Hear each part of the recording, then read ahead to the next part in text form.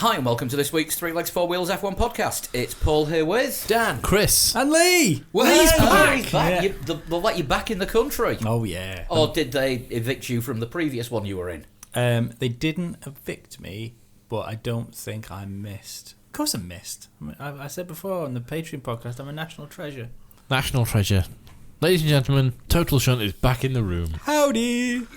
Oh God, he's picked up an accent. He has already. So you're all Floridaed out then? Yep. Ready to... Fluoridated. You can get tablets for that these days, can't you? Yeah, it's I'm not. I didn't drink the water.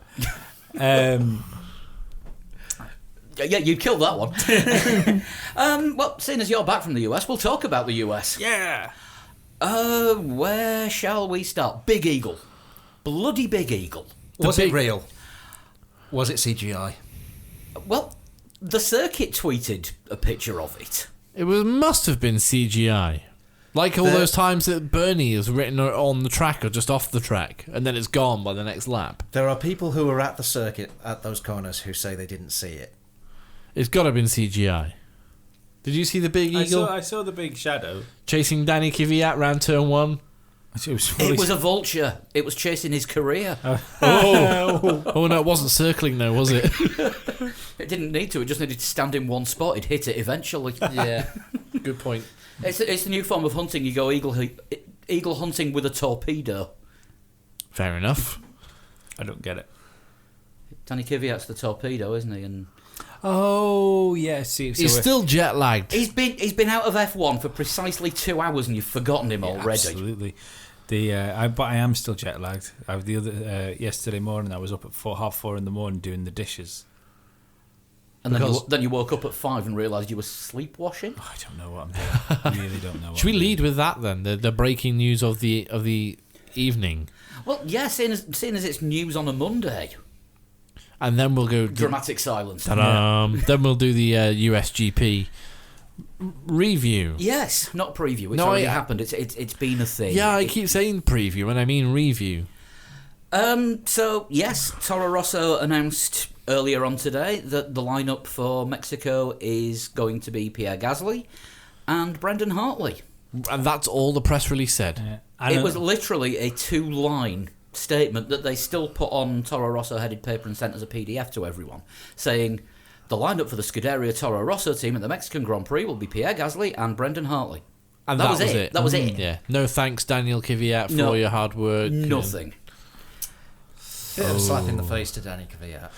We're seeing as the team and Helmut Marko were saying that this is the benchmark this weekend. We're going to see how both drivers do, and then we'll make a decision on which way. No, I think the way Helmut Marko put it before the race was, "We'll see." Yeah, we'll see.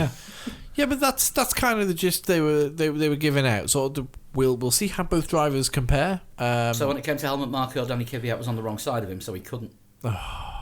Jesus Christ! Is this what I've come back for? Yeah, apparently Yes. so. Apparently so. What me nicking all your best jokes? Come on now. But the Yeah, I don't reckon Danny Kvyat could have saved his career at that race. No, the only thing that could have happened was Brendan Hartley failed to drive the car. yeah, I mean, I said earlier on our chat on our own personal chat thread, didn't I, that even if Kvyat had won that race, he Yeah. still wouldn't have saved his To team. be perfectly honest, Danny Kvyat's Formula One career essentially ended when he ran into the back of Vettel last year. It's just a series of fortunate events That which keeps have him in the dragged seat. it out. Yeah. Yeah. So Anyone remember the Sheriff of Nottingham's death scene in Robin Hood, Prince of Thieves, where he bounces off the Yes. window and catches around in a mousetrap? And, that has been Danny Kvyat's career since Spain last year. yes, mild recovery and then just all downhill. But I mean, he had a really strong race. If he thought he was racing for his seat in Austin, he really gave it a good go. Yeah. Yeah, he was wrong. He wasn't racing for a Red Bull seat. He was If ready for a seat somewhere else. If he was doing anything, he was doing an advert for Danny Kvyat. Yeah, I think if we look at the script that Michael Buffer was given, the first draft might have said, instead of Danny the Torpedo Kvyat, Danny Dead Man Walking Kvyat. Yeah. Quite possibly. Yeah, good work to Will Buxton for writing those lines for Michael Buffer, by the way. yeah, that's it. Will Buxton, he wrote all of the intros, didn't he? He tweeted after the race saying, never thought I'd get the chance to write a script for Michael Buffer. Yeah. I think the way He fluffed some of those as well. yeah, he was given that 30 seconds before he read them, wasn't he? Yeah, probably. I bet all he really thought when he went there he was doing doing the Let's Get Ready to Rumble bit before they started. Yeah. Did we like that? I really liked it for the American Grand Prix. Yeah. I wouldn't want to see it for every Grand Prix. Does this mean I can drag out American Voiceover Man for some point during this show with those big introductions that we had last year's American Grand Prix? No, you should have done it for the beginning of the podcast, and now you've given the game away. Well, no, Yes, because I'm with we Lee. did the normal intro, didn't we? So I can stick them on later. Yeah, but now we're talking about it. People, No, I'm siding with Lee on this one. I can edit this out and I can break time. Oh, No, you time go travel. ahead. Time No. travel only goes so far. But you see, what I thought was like I did think that maybe Michael Buffer doing it was a little corny, but the idea of it I did like. I didn't like the fact that the two people that were supposed to be the Renault drivers on the top didn't have the right helmets on. They have white helmets. Yeah, if you're gonna do that, get your shit right. Yeah. But the because it was just a rubbish magic trick the way they did it. But I've always thought like I realise you can't do this because of how tricky a Formula One car is to start. And the fact it needs But a the team of start people. your engines thing. But I've always wished that you could have like before every race. Instead of having like the virtual thing where you get the drivers showing you who's where on the grid, is have all the drivers stood next to the cars before the race starts. Yeah. And I'd like the wire cam running down the grid. Yeah. But I think second to that would be to introduce the drivers onto the grid in qualifying position like they did there, just maybe with less dry ice and less Michael Buffer. Yeah. But that is something you could do every race. I think they went a bit too far with the gentleman start your engines. That's IndyCar. That's IndyCar. It is IndyCar. Yeah. And of course, Because- Formula One starting their engines. Anybody who knows a little bit about Formula One, and of course that would have been targeted at like newish fans or people who are watching the US Grand Prix for the first time. That was. Yeah, starting your engines in Formula One is your engineer opens your laptop, logs into his program, Anywhere and hits between the start it- sequence. Anywhere between 15 and 19 people, start your engine. Yeah, Gentlemen, type start.exe now. Yeah, in IndyCar they actually do have a mechanical starter that they ram into the engine and it revs it up, like they used to have in Formula One. Yeah. And in the old days of IndyCar, in the early 90s, they don't actually have a big red button which actually started the engines. Bring whilst that they were, back.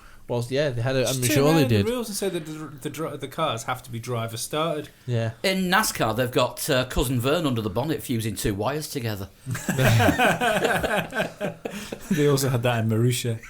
I liked it. I think just that, although like I say, it went on maybe a bit too long, and maybe it was too far one way. I don't know. I think it had to go completely over the top because it's the American Grand Prix. It's the first time it's been run under, let's face it, American ownership of Formula One. If it didn't go all out, fuck yeah, they were missing a trick. Yeah, Make it too much fuck yeah, you can tone it down. Make it not enough Americana. Yeah. And it's like, oh, well, that's all right, but it was a bit of a half-assed attempt. And then next year's it's like, oh, they're just trying to... it didn't work last year, and this year's isn't going to... No, I think they got it right for the American Grand Prix, the US, United States Grand Prix. I was involved in a conversation on Twitter with two of our listeners, Jeff and Jana, both regular contributors to the show. And Jana was... One of which still doesn't know what tea time means. Exactly, probably. yeah. Jana was saying basically people are going to think like that we're always like this. You know, people watching from outside the States. And Good, then, it was entertaining. And then she said, oh wait, we are. Yeah. And, Well, I've been an NFL fan for more years than I care remember, so I started showing it regularly. And they have up to 16 games a week in the NFL. And you always see full size, flags the full size of the pitch. Well, and that's it. Firework displays and jet fly pasts. But that's a very American thing. Yeah, more. Whereas Formula One's a global sport, but all eyes were on America. American owners. The negative comments were sort of more about sort of the Americanization of the sport. It's like, no, it's trying to get more eyes in America on this American event, which is a global sport holding an event in the US. Yeah.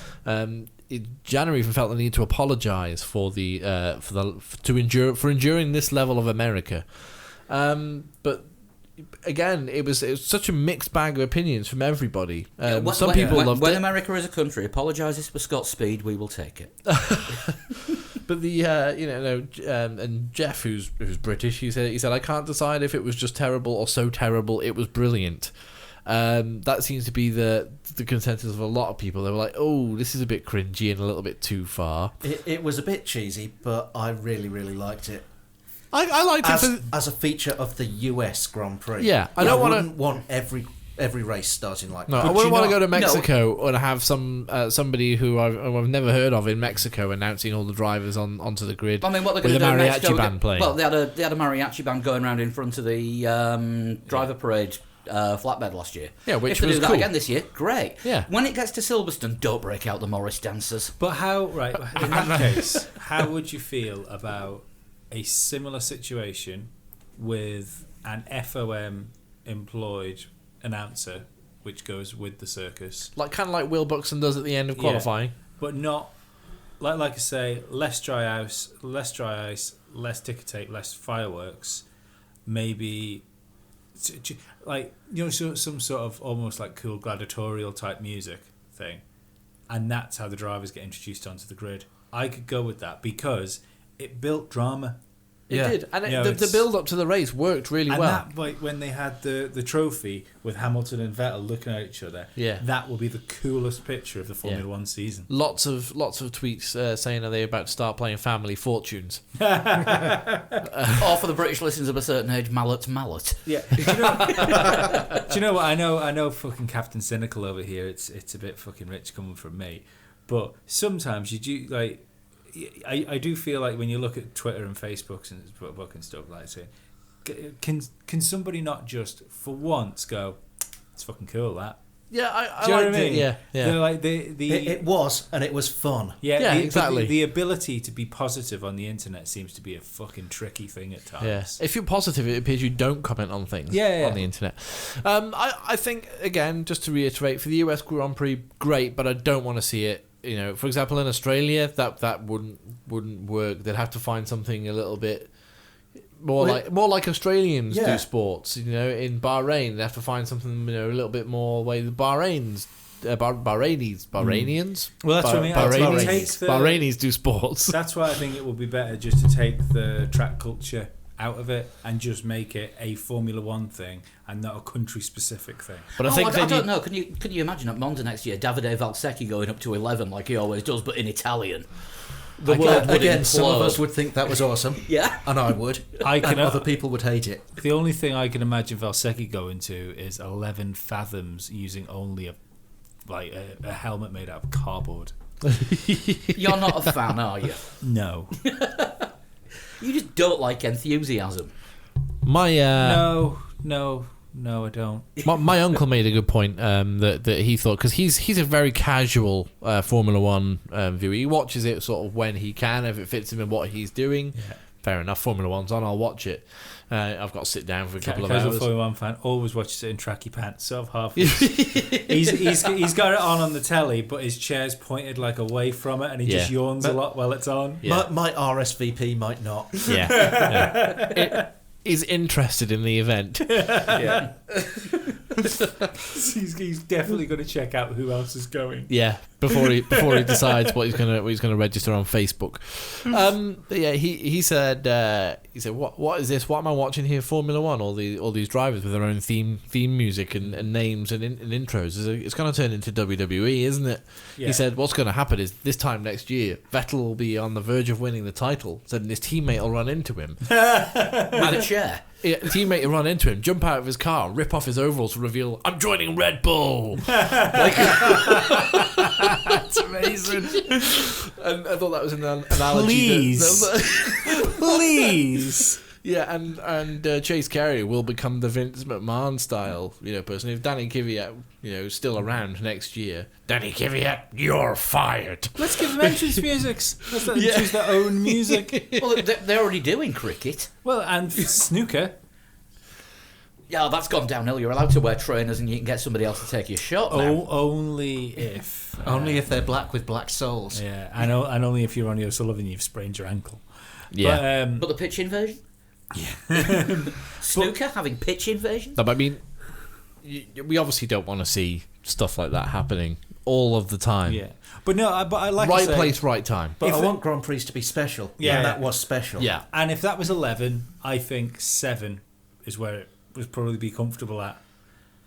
Yeah, I mean, what Chase Carey said was he wanted 21 to 25 Super Bowls a season. Maybe not go that hardcore. 21 to 25 divisional playoff finals. Is that another? That's the Well, that's that's the another that's NFL the quarterfinals of the NFL. The Super Right. Bowl's the final. Okay. So you knock it back 2 rounds worth before that. Right. Yeah. But I'm not sure. Monaco is a fantastic event. And it's an event.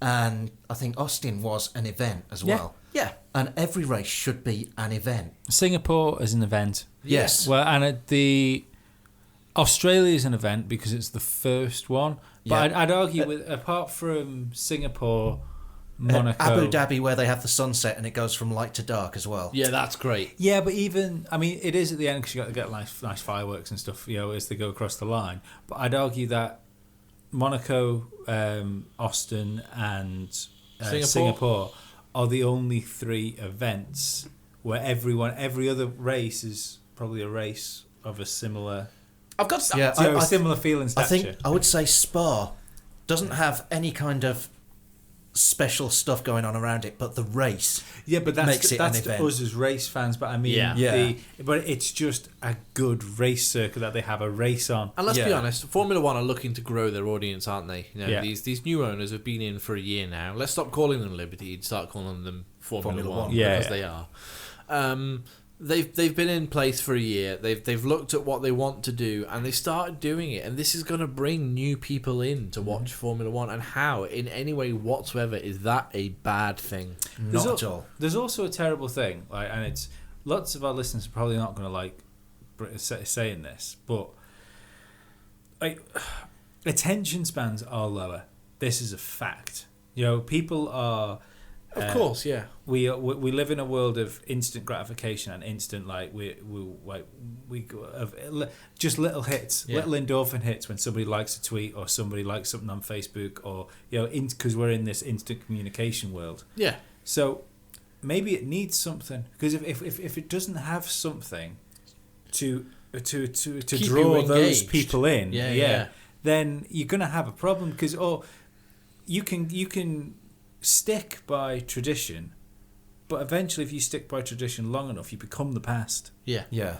That's the thing. But I mean, if you're 5 minutes before the race when you get that grid graphic and it runs through all the drivers. I mean, anybody who's not particularly interested in the sport, like for example my uncle who's a casual watcher, doesn't really care who's on the grid. Who's starting on pole, Vettel, right, fine, and he might pick up his phone or crack open his laptop or whatever and just start just see what's going on. I know I'm not interested in the rest of it, tapping away on his phone or whatever, and not engaged in what's going on.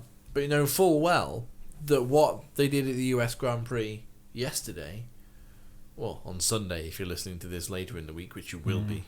I was going to say this doesn't go up until Tuesday. Well, It's a there you long way go. past yesterday. Exactly. Yesterday at time of recording. A long way past yesterday sounds like Jacques Villeneuve's next album. Say it, baby. Then that it kept the viewers engaged. I mean, it doesn't matter that it divided opinion. People were talking about People it. had opinions. Yeah. People were talking about it. Yeah. I wonder if And there's- again, how is that bad in any way whatsoever? I wonder if there's any use in, like I said about the instant communication world. I wonder if there's any use in having with the world feed like a companion for like I know Formula One has an app, but it's not great. It's For now, that Yeah, is on this the time, list of yeah, things yeah. that they are going to improve. at least it doesn't cost a fortune. It used to cost about £50 a year to subscribe to the app. It was ridiculous at one point. Bits of it still do for Yeah. extra content. Yeah, but I think it's only like a tenner for the year. It's like $9.99. And it's $2.99 a month. Oh, is it $2.99 a month? Is it? Yeah. Right. The see that's ridiculous. Like making people pay for an app or subscribe to an Well, app to get static facts and I know there's a live race tracker, but that's crazy. It's $8.99 a month for Netflix, and they want £3 a month for a live driver tracker. Which happens twice a month. Yeah, that's I- crazy. I think it's okay to give the committed fans access to more information that the general fans wouldn't want.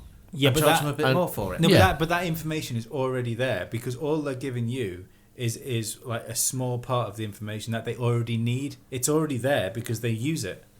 So they're essentially profiteering off something that they've got, which they could use and give fans. To Yes, give but them more. you can perfectly well enjoy a Formula One race without having a live driver tracker Yeah, there, no, Of no, course, that's yeah. fine. and without but having the extra radio messages and race what control if- messages and things. What if you had the world feed that was linked up to your smartphone app? That so if you had your like companion app going when you were there, if Ocon and Perez come together on the track, yeah, instantly your app has Ocon and Perez on, how many times they've come against each other this year, the what they look like, what their helmets are, so people that don't watch Formula One every week Yeah. instantly know that's Ocon, that's Perez, got this. Oh Yeah. fuck, they've crashed into each other 3 times already doing this. Let's watch this. Watch Yeah. this. See, that would keep Virtual Statman very busy. Yeah. But yeah, I mean that's the way other sports seem to have been going with second screen, Yeah. where I've not had much of a chance to have a look at these, and again I'm referring back to the NFL because that's the US sport that I watch the most, and a lot of these second screen experiences aren't available outside the US. Yeah. But you load up the sports app or the channels app on your tablet, you get all these facts and figures coming through while the play's going on Yeah. on TV, and it gives you the extra. And I think because F1 is so far behind the game, technology-wise, or making technology in the public Media technology-wise. yeah. Thank you, that's the word I was looking for. Because of the previous ownership. This is why they're so far behind, and they're going to have to try and cram as much evolution into a short space of time as possible. Yeah. You know, I'm sure these things will come in. It's just they're that far behind the curve with everything. Just in terms of on-screen graphics, I think they're better. You know, they've improved this year. Things have definitely improved Yeah. that And way. Sean Bratches has pretty much said that there will be a completely new graphics package coming for next year. Whether they're going to change the look of the graphics package or just make better graphics packages, we'll see. But I'm quite looking forward. I think it's been to stuff they've been trialling in GP3 and F2 Yeah. because that's up the game, and they're using that as a feeder series for the technicians. Yeah. Well, I think Quite possibly. Well, you could see as soon as technology caught up, where all of a sudden you could have like the driver marks and stuff like that, things you've had in video games for a while. Yeah. You know, but like real time technology has come to the point. Well, oh, fuck, we can do this. You know, it's so. I don't know. I just think there's so much more. There's so much more they can do, and I hope they do it. Yeah, there's so much more they can do, but they've got to try and get everything Yeah. in to catch up with practically every other sport on the planet. Yeah. And it's really got to be a question of what do we want to prioritise? What do we need to bring in first? I think the streaming service, that's like, depending on how much that costs. Well, we won't find out for a few years because we won't have it. Well, you see, I don't know whether we will or won't, because you can use the MotoGP streaming service.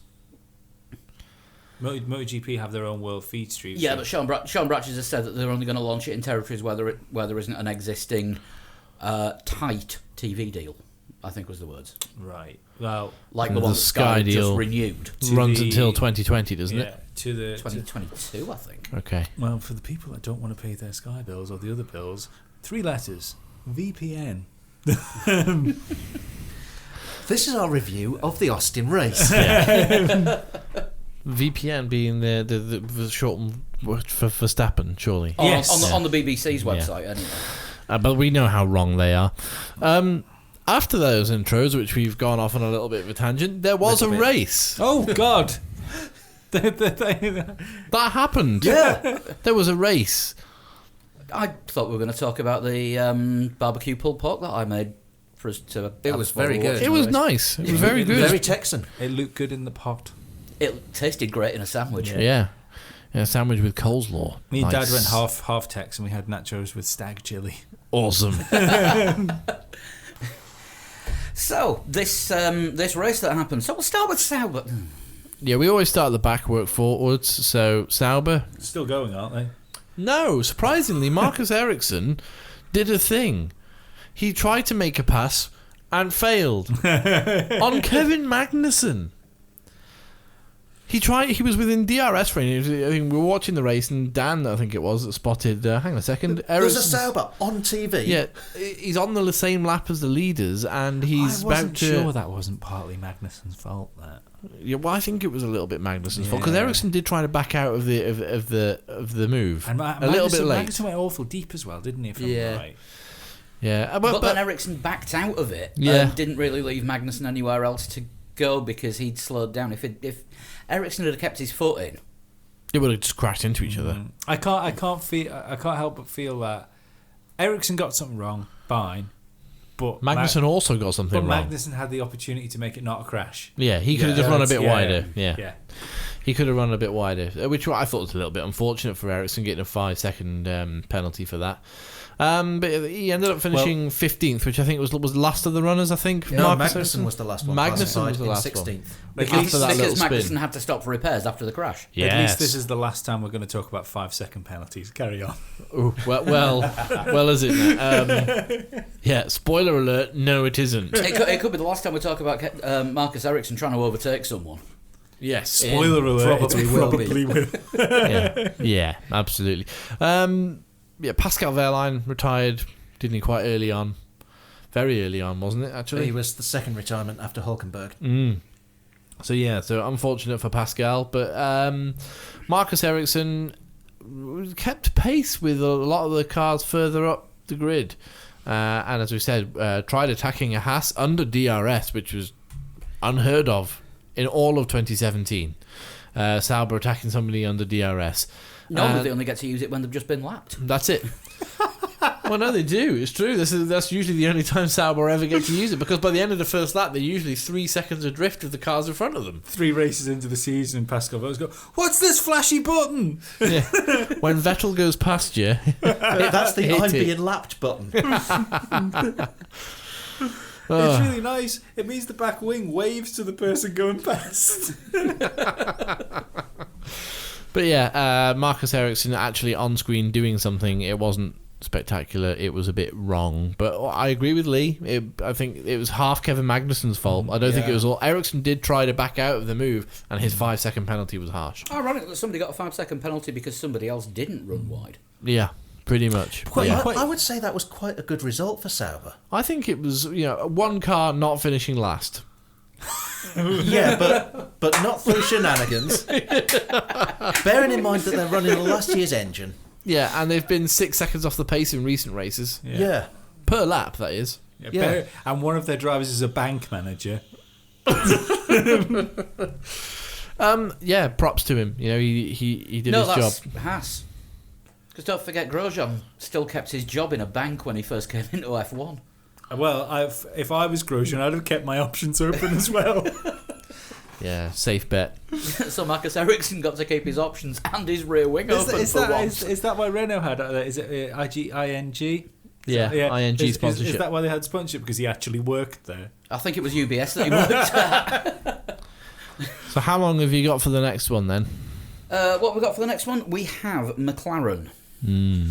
How long have you got? Yeah. Anyway. Such a shame for Nando, though, wasn't it? Oh yeah, He's having a driving good brilliantly, race. but having comical team radio, as though he wasn't in a race car, actually in a race fighting for points, Yeah. as though he was sat on the sofa in his grandma's house or something. Yeah. What strategy are we on here? I mean, I've forgotten what lap it is. Are we on plan B? I tell you what, he fully fucking put Van Dornen's place this weekend. Not all the time. Van Dorn was faster than him in a couple of sessions. Sessions don't matter. Qualifying races matter. Well, Van Dorn knew in qualifying he had all those penalties anyway, so he didn't. He will have been in a race setup. Yeah, he didn't try to do Q3. There was an interesting thing with Alonso in an interview. Apparently, I didn't see it. I just heard somebody talk about it. Yeah. Where he was asked, re-signing for McLaren, whether he was worried about Stoffel coming together. You know, it's and he said with Stoffel being faster than you, a number of occasions. Alonso said, though there's been a number of occasions, the number is 1. He said there has been once he was quicker than me. Yeah, of course, Alonso re-signing for McLaren. For some years. Yeah, we don't know exactly how long the contract is. He won't say, he just says it's more than 1. He's an option. We know he's got an option to leave next year. Is it a rolling 1-year contract where after the first year he goes, yeah, whatever, carry it on? I think there's an awful lot of PR because they're giving it the whole, Fernando wants to do the Triple Crown. And that's something very much to be involved in. There is no chance if Fernando is in a car that is capable of winning races or podiums next year that he will miss a race to go to Indy. No, which is why he's already said that he's not doing Indy next year. Yeah. But there was talk during the weekend after the contract announcement about doing the Daytona 24 Hours as preparation for him doing Le Mans. Yeah, I saw that. Okay. But I still don't believe that if that car's competitive, he will do it. I still think what I've predicted for a while is going to happen, where he re-signs for McLaren, he does the year with McLaren in a decent car next year. In the Renault-powered McLaren. Yeah, and then in 2019 switches to Renault, which is when they will have their shit together. You say the Renault will be a decent car. Well, How many Renault retirements were there in this race? Oh yeah, no, don't get me wrong. Yeah, more than there were Hondas. I understand that, but I think your Renault scoring that FIA guy, I think, is absolutely massive for that team. Quite possibly, yeah. And I'd like that. But they do have a massive reliability problem that kind of gets glossed over because of Honda. Yeah. I think. Well, again, hopefully these are just problems that they can sort out. You know, that's the. Yeah, and if Honda got their shit together for this season, we would be taking the piss out of Renault because they can't supply 2 engines to a team that work. Yeah. Yeah, that's fair. I mean, I wouldn't worry about Ricciardo's retirement as much as some of the others because that was the last race for that engine. And personally, I still believe that knocking an engine off the allocation this year was unfairly moving the goalposts because they're trying to build engines that can last longer, and then to all of a sudden strip one off them. Yeah, I think is wrong. well, they're doing it again. They're next doing it year. again next year. It's 3. Yeah, I think it's bad. You know, I know why they're doing it. It's costs, But it doesn't matter because the teams are still spending just as much and taking grid penalties, but they're still spending the money. Yeah. Plus, how many engines? It's not working, is it? Yeah. No. How many other engines are they making that they'll run to absolute destruction on the dyno that aren't in the race? Exactly. In the race pool. Yeah. So they're still doing it. It's just that they don't get penalised until they've brought the 5th part in. If anything, not only are they doing it, but because of the retirements, it's costing them money because they're losing points. Absolutely. Yeah. I mean, Alonso could have scored points Well, he said quite easily. He said as he retired, this car was sublime. That's 6 or 8 points wasted. Yeah, exactly. I tell you what, they had a good shout of points, and Van Dorn just outside the points, I think, wasn't he? 12. Yeah. What another good indication, though, of how good the chassis that car is. Yeah, exactly. Because when you got a McLaren with any car behind it on a straight, it flew past it. You know, like it was standing still. Yet Alonso was up there in the points, which shows how fast that car must have been around the rest of the circuit. Alonso passed Carlos Sainz under DRS early on in the race. Yeah, I saw that. And we'll get on to Carlos a little bit later on. But more often than not, if you saw a McLaren on the straight with another car behind it, it was getting past. It wasn't behind it for very long. I think it's a lot closer to the rest than it was at the start of the year. Absolutely. And so we're getting to the end of the season where we can look for them. Yeah. And Van Dorn, of course, was one of the drivers who got the tyre strategy a little bit wrong, and then ended up pitting late on for tyres again as well. Well, Van Dorn wasn't helped by starting at the back. Oh, no, he started right. He was the last starter, wasn't he? Yeah, because and he worked his way up the field, and then I think with his late tyre stop left him out of the Yeah, points. because originally it was a 5-place penalty, and then come Sunday it's like, let's just take everything out and put a whole lot of new components in. I think the other thing with him was because he had to pit after Alonso as well, and nobody thought the undercut was going to be as advantageous as it was. He's back and he's brought all the syllables with him. He lost out there too. It's I think if they'd have realised that the undercut was going to be as powerful as it was, then maybe he could have jumped some people. Yeah, I think McLaren didn't have a plan C because Fernando definitely had plan A and B. Plan C should have been, what do we do with Stoffel if there's a chance of points? Oh shit, we don't know. Yeah, but again, it was quite a number of drivers got it a bit wrong, didn't they? Trying to one-stop it and then ended up having to two-stop it right near the end. Yeah, wait for later on my Vettel theory. Yeah. Okie doke. He went too fast to win the race theory. Yes. Yeah. Right. It's an Haas. interesting one. Seriously, stick with us. Right. Haas. Grosjean, whiny little bitch.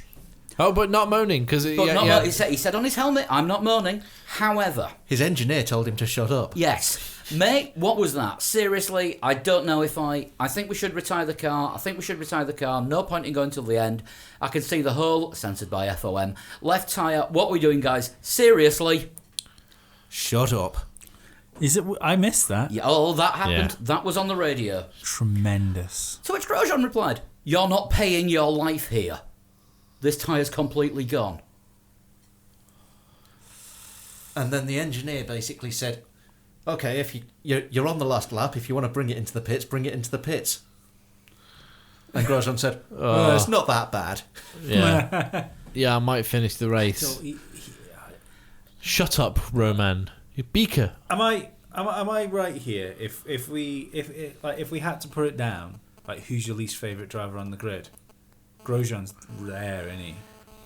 Well, he Yeah. always... He's up there. He kicks Or off down about there. everything. Yeah.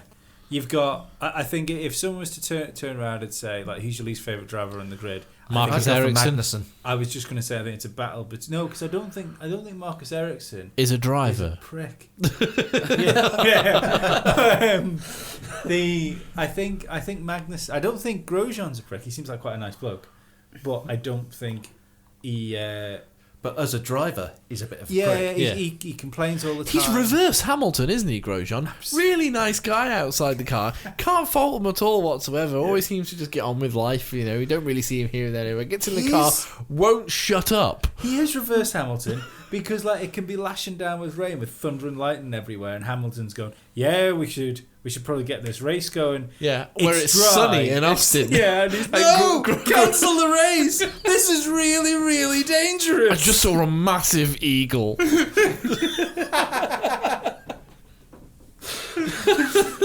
But, yeah, I like Magnussen's. I think Magnussen speaks for himself, but the and Perez on occasions. Perhaps, yeah. I like Perez though. Again, he's a good back to driver. Michael Buffer. Let's get ready to grumble. Yeah, Exactly, yeah. But there wasn't a as regular listener Michael Cohen called it, a binary race for Haas. No, it was they were both shit. Yeah, it was a pair of zeros. Yeah. 0-0 points for Haas, finishing well down in the order. Of course, Magnussen we've already discussed finishing last because of that collision with Ericsson. They having to come in for repairs. Grosjean was ahead of Ericsson. Grosjean finished ahead of Ericsson. Well done, Grosjean. He was probably complaining earlier Yeah. that it didn't get published on the radio feed. I've got this really slow Sauber behind me, and if I brake heavily, he might run into me. So I just don't want him there. And We should retire the car. How right? Well, a slight tangent, but not a tangent because we'll talk about Haas. Mhm. How good do you think the Haas is? It's hard to tell, isn't it? better than the drivers, But it's better. But it's better than the. or better than at least one driver a week. Gene Haas actually said in the team principals press conference that there's been a lot more difficult developing the car this year than it was last year because they knew exactly what all their components did Is that this because time last year. Is that because they've got to develop the car this year, and last year Ferrari were doing it? No, they weren't developing it, were they? But essentially, Ferrari, that car had been developed the year before. Yeah. So they knew what to expect and how to develop that car further. Yeah, and whenever they were needed new parts, they just went to I think it's an A47 goes in that hole. Yeah, exactly. No, wrong bolt. Look at the IKEA drawings we've got here. But the... It's a dowel, not glue. Yeah, Haas have actually struggled with development is the bottom line there. And Gene Haas has said quite openly that's been the case. The car is good, but it's not good enough to their standards. They want to be higher up than they have been. And we've already spoken about Haas in earlier podcasts about how they've outscored last year's points total already. Yep. Great effort for a second season in Formula One. Much better than the three who came in 2010. HRT, Caterham or Lotus, they were Virgin, Marussia, right. Manor, whatever you want to call them. They've done it the right way, but they are struggling a little bit with the development. They're kind of similar to Williams in a way, aren't they? In that the Williams is really good at some races, piss poor at others. And they've got two drivers that we can't gauge the car with. Yeah, And Haas, Yeah. that's a great point. Haas, last time out, they had a decent race, both in the points. Mm-hmm. This time round, both trying their best to be at the back of the grid. Can't really It judge. was a home race. They really wanted to do well in the US. They just floundered, really. Was it pressure? Might have been. No, I think it's a tough circuit, and I think it didn't suit their car. Could be. We did. I got a message before the race. The Haas were doing a Q&A for a bunch of fans before the race, and My question wasn't asked. no, it wasn't. I wanted to know what it was like for Magnussen to hang around with Formula One drivers. Somebody did ask, were the team all right with what he said about Hulkenberg, and he sort of laughed it off, and then Santino Ferrucci said it was more of a highlight. Actually, if someone had have asked the question of what does Magnussen feel like hanging around with drivers, that's the sort of question that could have started. Well, this is actually a question for both drivers. Yeah, did you notice that Santino Ferrucci was actually in charge of all of Haas's social media this weekend as well? Well, he is Neil Goldman, and Neil Goldman's in charge of the media club in Family Guy. Yeah, AV club. Yeah. Moving on from Haas and talking about a team that's good at some tracks and not good at others, Williams. A struggling race for them, although Massa doing a lot better than Lance Stroll for a change. Someone else is fighting for a seat. Well, he's fighting for his Williams seat. He's not fighting for another seat. There I was was going to say there isn't another seat for him to get. No. It was broadcast on Sky. I don't know if everybody who watched the race on Sky heard this. That it's almost confirmed that it's going to be Kubica in the car for next year. Oh, is it? And if Massa is going to be out of the car, they want to make that decision before Brazil. I heard that.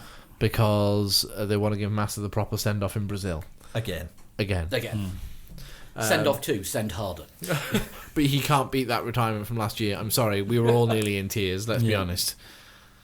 Because even though you could hate Felipe Massa, I mean, I don't know why you would, but I mean, you could hate Felipe Massa, and watching that as a retirement, you know, with the safety car slowing everybody down and Massa walking down the pit lane with that Brazilian flag draped over his shoulders. And all the garages coming out to To give him a guard of honour. That's when Mercedes came out to give him a guard of honour, and Ferrari, his old team. It was just like, good lord. Oh, you just needed the closing theme tune to the Incredible Hulk, you know, the sad piano one when he's walking down the road. Yeah. I've got goosebumps now thinking about it. No, Lee's turn the heating down. No, just think. If he'd have been successful, it would have been just like a film. Oh. But he could make if Kubica does replace Felipe Massa, you could make a film about that. We were discussing this on a recent Especially podcast. if he's good. Well, no, it would be the comeback story, and the film would finish with him sat on the grid in Australia at the first race next year, and he closes the visor, and that's the end of the film. Unless he wins a world championship. No. Then you make the second Yeah, I film. was going to say, well, you've not heard of sequels? Come on, Oliver Stone. He's the master at doing stuff like that. I feel strange about it. I hope Di Resta gets it because I quite like Di Resta, and I think he deserves another real go at Formula One. That's the thing. You've not been here while we've been talking about this, and while Williams aren't calling it a shootout, they're calling it an evaluation. But while that's been going on, because I knew that was all going on. And but you've not been here while we've been talking about it, so we've not actually had your side of things on this because we've only seen emails from you, and you don't think either of them are a cunt. But Lee's echoed pretty much what Sean said last week or the week before about Di Resta being the stronger driver and the safer pair of hands. No pun intended.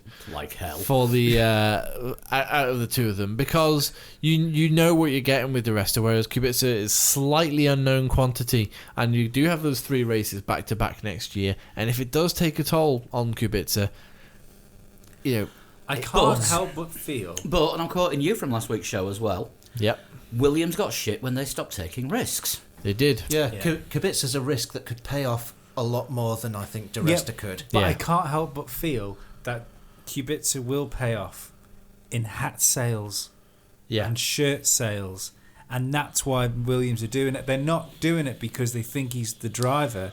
They're doing it because, like Lance Stroll, they think he'll bring money into the team. And if that's the thing, if that's the thinking of it, then it's wrong.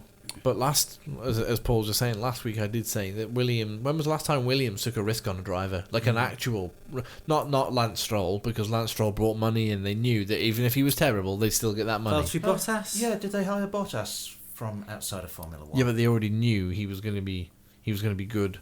He came up through the junior formulas. Nico Hulkenberg? Probably Nico Hulkenberg. Nico Rosberg? Possibly Rosberg, yeah. Rosberg was a Formula 2 driver, GP2 driver. Hulkenberg was as well. Yeah, but still bringing a driver into I was thinking people like history of bringing new drivers in. Jenson Button. Jacques Villeneuve Yeah, there's a risk from IndyCar. Yeah, exactly. That's a risk, and that's when and Williams. JPM. Yeah, Juan Pablo Montoya. Yeah, John John Paul Montoya. Yeah, John Paul Montoya. Yeah. Didn't take a risk with Heinz-Harald Frentzen. A swing and a miss. Well, yeah, absolutely. It's He was good in a Sauber. You used to be able to say that, didn't you? Damon Hill was a risk at the time. Absolutely. And he was a motorbike racer. He had switched to 4 wheels by that point. Well, quite a few years. Yeah, but he was at the back of a grid in a Brabham. He was also on the verge of claiming his pension when they put him in the car. David Coulthard. David Coulthard, a risk, but he was kind of forced into the car in a car swap with car share with Mansell. I'll tell you the biggest risk Williams have ever taken: continuing to employ Pastor Maldonado. Well, he won them a race. Do you know what I mean? They took a risk with He Pastor won them their Maldonado. most recent race. Yeah. Then the entire grid burst into flames. No, just his garage. Yeah. I realised that. Yeah. Alex Zanardi was a risk that didn't pay off because he wasn't as good a driver as he was. He wasn't great in Formula One, and they put him in an absolute brick of a car. That was the problem with him. He's another one, isn't he? I think like Juan Pablo Montoya, where there could be a lost world champion there. Do you know who else was good in the Sauber, apart from Heinz-Harald Frentzen? Robert Kubica. Yes, but it was Got them their most recent win. But it was a really, really good Sauber, though. A BMW, essentially. Yeah. Yeah. I can't help but feel that's why Kubica's being employed, is because it's... Well, we don't know. It's still speculation at the moment, but it seems that's the gossip at the moment. And it's... Renault didn't take Kubica on because they got Carlos Sainz. Sainz became available, and they made the correct choice in my eyes of taking the young up and coming driver. Yeah. I can't help but feel, even like Renault, it would have just been like more publicity around the team if they'd have brought Kubica back, which I think was what Williams are thinking. And it's, I don't know, we'll see. I tell you what, if he does come back and he's not good, that's going to be some season for Williams next year. Yeah. Because you're going to have Lance Stroll that, okay, he's had a couple of reasonable, and I think that's he had a podium, but shenanigans were involved, and he's had a couple of reasonable performances. He's had a lot of races where he's been getting better. This week, Was not not- particularly brilliant, but he didn't do anything particularly bad either. No, but that means he just wasn't very fast. Yeah. And he was nowhere near Massa, which is the guy you want to set. That's it. Yeah. The thing is, I'm no good at basketball. I am absolutely rubbish at it. But if you give me a load of balls and stand me in front of one of those hoops, I will throw them at them all day, and eventually I'm going to get a couple in that bag. Yeah, well, in the World Championship, as I pointed out yesterday after the race, Felipe Massa is only 2 points ahead of Lance Stroll. Yeah. So Lance Stroll has improved as the season's gone on. You'd hope so, because if Lance Stroll was still pootling round in 14th or 15th And crashing a lot. and crashing, it would be a case of they've only brought him in for the money. He's proved that he can handle a Formula One car, and don't forget how young he is. There's still time for him. Yeah, I think we'd think very differently about him if they'd waited another year for Yeah, him. no, I think you're right. I think but people have been wrecked by coming into Formula One too soon. Yeah. But I also think, I've said this before about drivers, and I think this is why the feeder series aren't the hotbed of talent that GP2 isn't the hotbed of talent that it really should be. Since you've always needed to be, like I've said this before, to be in Formula One. It's never been a working man's sport. But I think it's gone so much that way that there's a lack of urgency between these people, and a lack of urgency for these people, and the amount of money Lance Stroll has, given he's pretty much he's guaranteed a seat in Formula One as long as his dad's paying for it. Because if Williams decide, right, the joke's gone on too long now, it's been 4 years, he got his one podium, and now but he can't get into the points no matter what's going on. Yeah. Kubica has won a race. Let's just say that happens. So at some point down the line, they're going to say, do you know what? We need two drivers. We get rid of Lance. Lance goes somewhere else because he's going to take us 30 million a season or whatever it is. Do you know what I mean? Yeah. He has no worries as long as Formula One is in a financial struggle. I don't know if Lee will have known about this being away in the US as well, but of course Lance Stroll was European Formula 3 champion, wasn't he? Mm-hmm. Not last season. Yeah. He's been dethroned by Lando Norris. Lando Norris is now Formula 3 champion. He's highly expected to be named as McLaren's third driver. I think he has been. Not officially yet. Not Right. officially. He says he's ready for it, and the team put out a press release saying he feels he's ready for it. Right, okay. So the ink isn't dry. Yeah. Now we're fully on the Lando Norris hype train, let's be honest. Yeah. What, Lee being on the hype train behind a McLaren driver from Somerset? With a slightly odd first name. Yeah. Don't know what you mean. Lando Norris could find himself in a very similar situation to Lance Stroll, just minus the money. Well, I think he's set to be going to GP2, Formula 2 next year. Yeah. Looks like he'll be in the Prima car with George Russell. Yeah. Well, they'll have different cars, but yeah, it's just- it's He won't not the be two-seater. in, no, he won't be in the car with George And Russell. they'll probably have different liveries, which you're allowed to do in F2. Yeah. Yeah. See, I think there might be a slight difference between Lance Stroll and Lando Norris, given the fact that when Lando got in the car, he would have qualified ahead of Fernando Alonso, at the Hungary test. Yeah. I think he can rely on talent. I think that's the difference between him and Stroll. Yeah, but Lance Stroll is improving.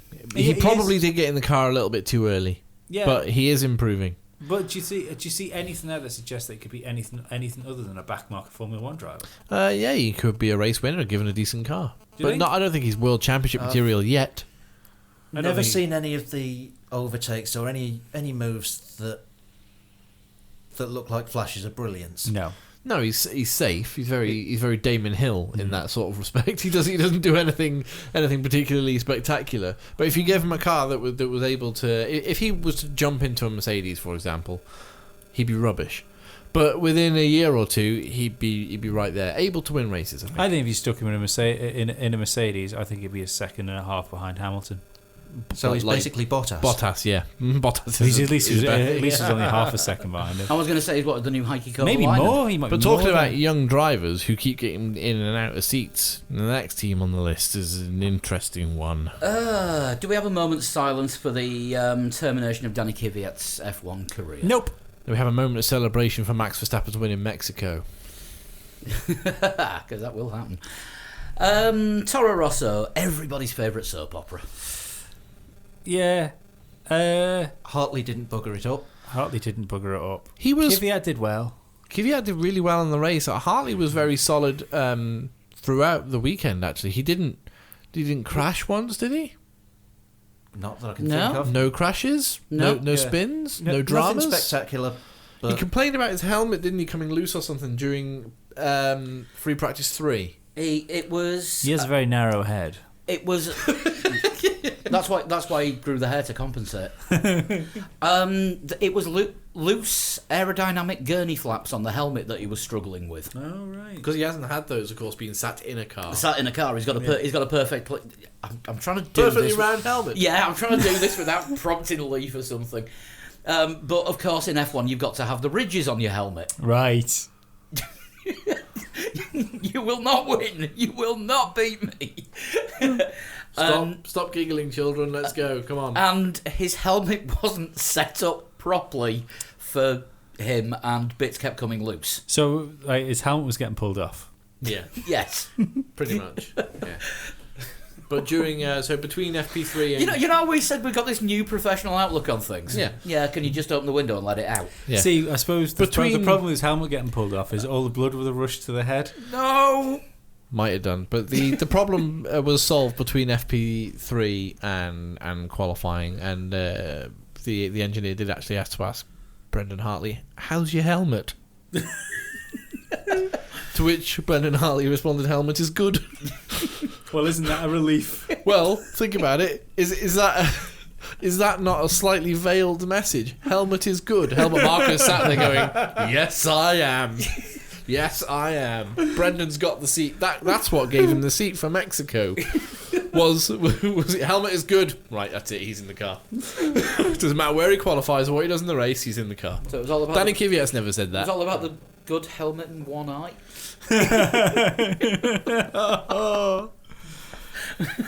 Move on. Anyway. Damn, you're turning a funny colour. That was Purple. that was Kvyat's strongest performance of this season, especially with the pressure that was on him. And as it turned out, there was no pressure whatsoever because he was one and done before he even got in the car this weekend, which was in FP2 because they put Sean Galale in there. Yeah. Yeah. You know, the chicken money spoke louder than their experienced driver.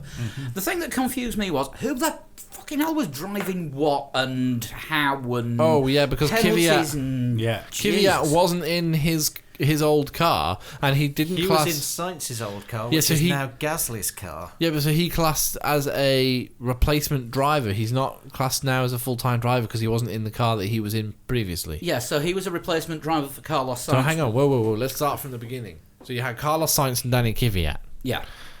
So Kvyat then went out when they brought Gasly in. So, So Gasly replaced Kvyat. yes. Okay. Then all of a sudden, Sainz goes off to Renault, and Kvyat replaces Sainz. So Kvyat's in Sainz's car, despite the fact that Gasly is in his car. Yes. So But then Gasly couldn't make Austin because of the he Super Formula race that ended up not happening. yeah. So Brendan Hartley's coming to Pierre Gasly's car, which is actually Danny Kvyat's car. And then got all the engine penalties carried over from that car. Yeah. So Kvyat was in Sainz's car and Hartley was in Kvyat's car. So when Gasly comes back for Mexico, Hartley's going to swap cars. Yeah, Hartley's going to go into Sainz's car, and Gasly's going to jump back into Hartley's car, which was Gasly's car, which is Gasly's car again because it was was Kvyat's car. so But not the Kvyat's car that Kvyat was so that driving in. now means Not this weekend, no. So that now means if Hartley is going to be driving the car that has been driven this season by Carlos Sainz and Danny Kvyat, and he needs an engine replacement, he's going to get his second lot of penalties. He'll get Sainz's penalties this Yes. time. Yeah. Are you still with us? They really aren't making this easy. No, they are not. Which is along similar reasons for why Jolyon Palmer got hit with all the penalties in Japan before they binned him. So Yes. that Carlos Sainz Didn't have to take them. Can I listen again? Yes. Right, okay. Did you understand all that? Did you follow that? Were you awake for any of that? I started and then I got confused, so I started looking at videos on Twitter of Kenny Omega doing moonsaults.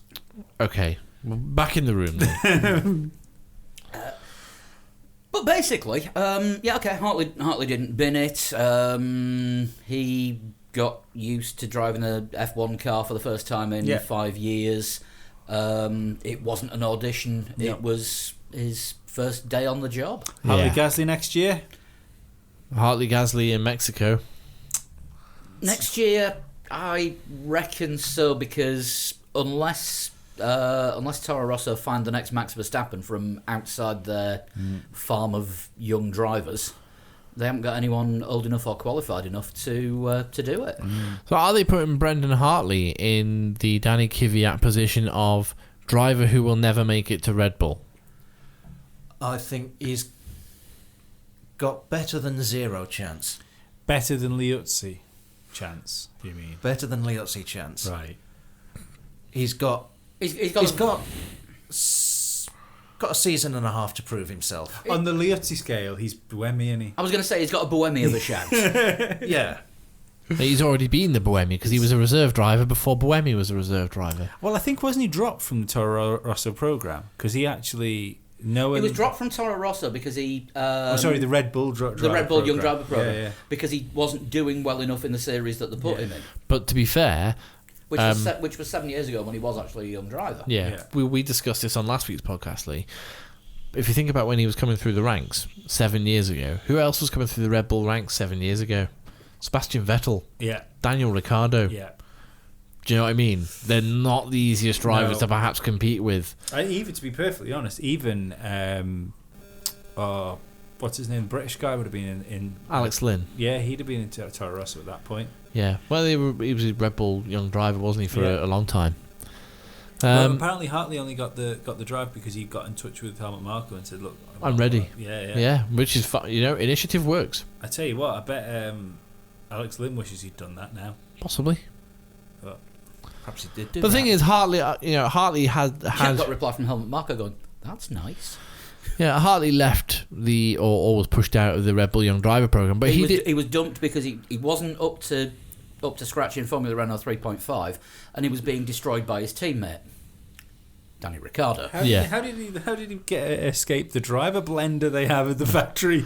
But the thing is, Hartley's gone on from being booted out of the Red Bull Young Driver program and made a successful driver of himself. World Endurance Championship champion. He was teammates with Johnny Cicotto at one point, so he probably looked at his teammate and went, "Right, that's what I shouldn't be doing." Right. Yeah, exactly. So he's got the pedigree of a decent racing driver, and he's proven it in his years since he left the Red Bull organisation. Even though he's still got, in WEC, he's still got the Red Bull sponsorship on his helmet, so they still back him. Oh yeah, there's a danger of fire in WEC, so of course Red Bull are going to put a logo on there somewhere. Do you think there's an album? No, that's the wrong English word. Do you think there's an element of it doesn't fucking matter because there's a Honda going in it next year? Possibly. It's if they think they're going to be part of the Honda program and they think it's probably not going to be great, then realistically, unless they decide to throw Massa in the car, which is what I would do. If I was They Toro may Rosso. have pulled in an experienced driver Yeah. because of the Honda program. Not it doesn't fucking matter, but let's get someone who knows what they're talking about, who can give us good feedback. But who the only isn't issue Danny with that Kvyat. is if you look at He knows what temperamental hybrids are like because the LMP ones have Are been temperamental hybrids all year. I just can't see Kvyat being there next year. Kvyat, there is zero chance of him driving a Red Bull, so there's no point in him being in a Toro Rosso. Yeah. Hartley, there's a slim chance of him driving a Red Bull. He is if he's kept on next year, he is gonna be the Red Bull organisation's development driver to see what they can get out of this Honda engine, which by all accounts is going to end up in the back of the big boy team in 2019 Yeah. Yeah. for a couple of years until Aston Martin, etc., etc. Yeah, I mean that. Which is a story that's going to be breaking next week. The 31st, which inconveniently is the day after we record. Well, apparently they went on a big recruitment rally, didn't they? Of ex Formula One. We talked about this last week. They've got they've got a lot of ex Ferrari staff in there. Yeah, there's a really good Formula One podcast about it. You should listen to it. Hey, I was busy. There was swimming pools and there was margaritas. I was busy, but Pizzas or drinks? both. Fair enough. There was also a pretty good tweet from one of us in this room, I think, when that came out. I was saying, like, yeah, so Aston Martin have hired a load of Formula One engine guys. Remember when Honda did that? No, you don't. Yeah, exactly. I actually brought that tweet up on that podcast. Yeah, no, Honda didn't do anything like that, which is why they are where they are. Do you think Honda are hanging out in Formula One now, and you're going to get another 2 years? Because realistically, if we're honest, 2020 these engines are changing. I think we're going to go. Well, 2021. 2021 is it? Yeah. So we're going to go like naturally aspirated, I think. I mean, there might be a slight change at the end of 2018, but it's not going to be enough to call it a new engine formula. I believe the 2021 regulations are going to be very similar to what they are now, except with more standardised components. Yeah, but Which is what you wanted. I think you'll get rid of the hybrid. No, in the engine. no, that's not what they're talking about. Don't care what they talk about right now. I bet that's what happens. Got it. An analogy. Yeah. Or an allegory. I can never remember the difference between the two. An analogy. Honda in F1. Every time the Happy Mondays released another album, Bez said, "You're putting my name on that? And I've not done anything? Honda are Formula One's Bez." It could be. See, I think because like Christian Horner's been one of the guys that's been like proposing like a naturally aspirated engine again. Like take the technology essentially out of the engine and let it be a racing car. Because his team are not winning at the moment. Because his team are not winning. That's Because fine. his team don't make engines. Yeah, but they do seem to be getting into bed with somebody that do make engines, and he's still saying the same thing. His team like things that are on fire. I think the problem is the fact that these engines are so complicated. So he wants the first external combustion engine.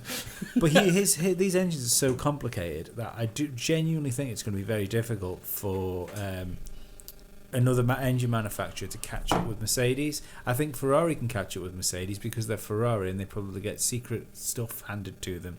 And I think if there's ever a opportunity to quietly bend the rules behind the scenes, Ferrari are snapping them.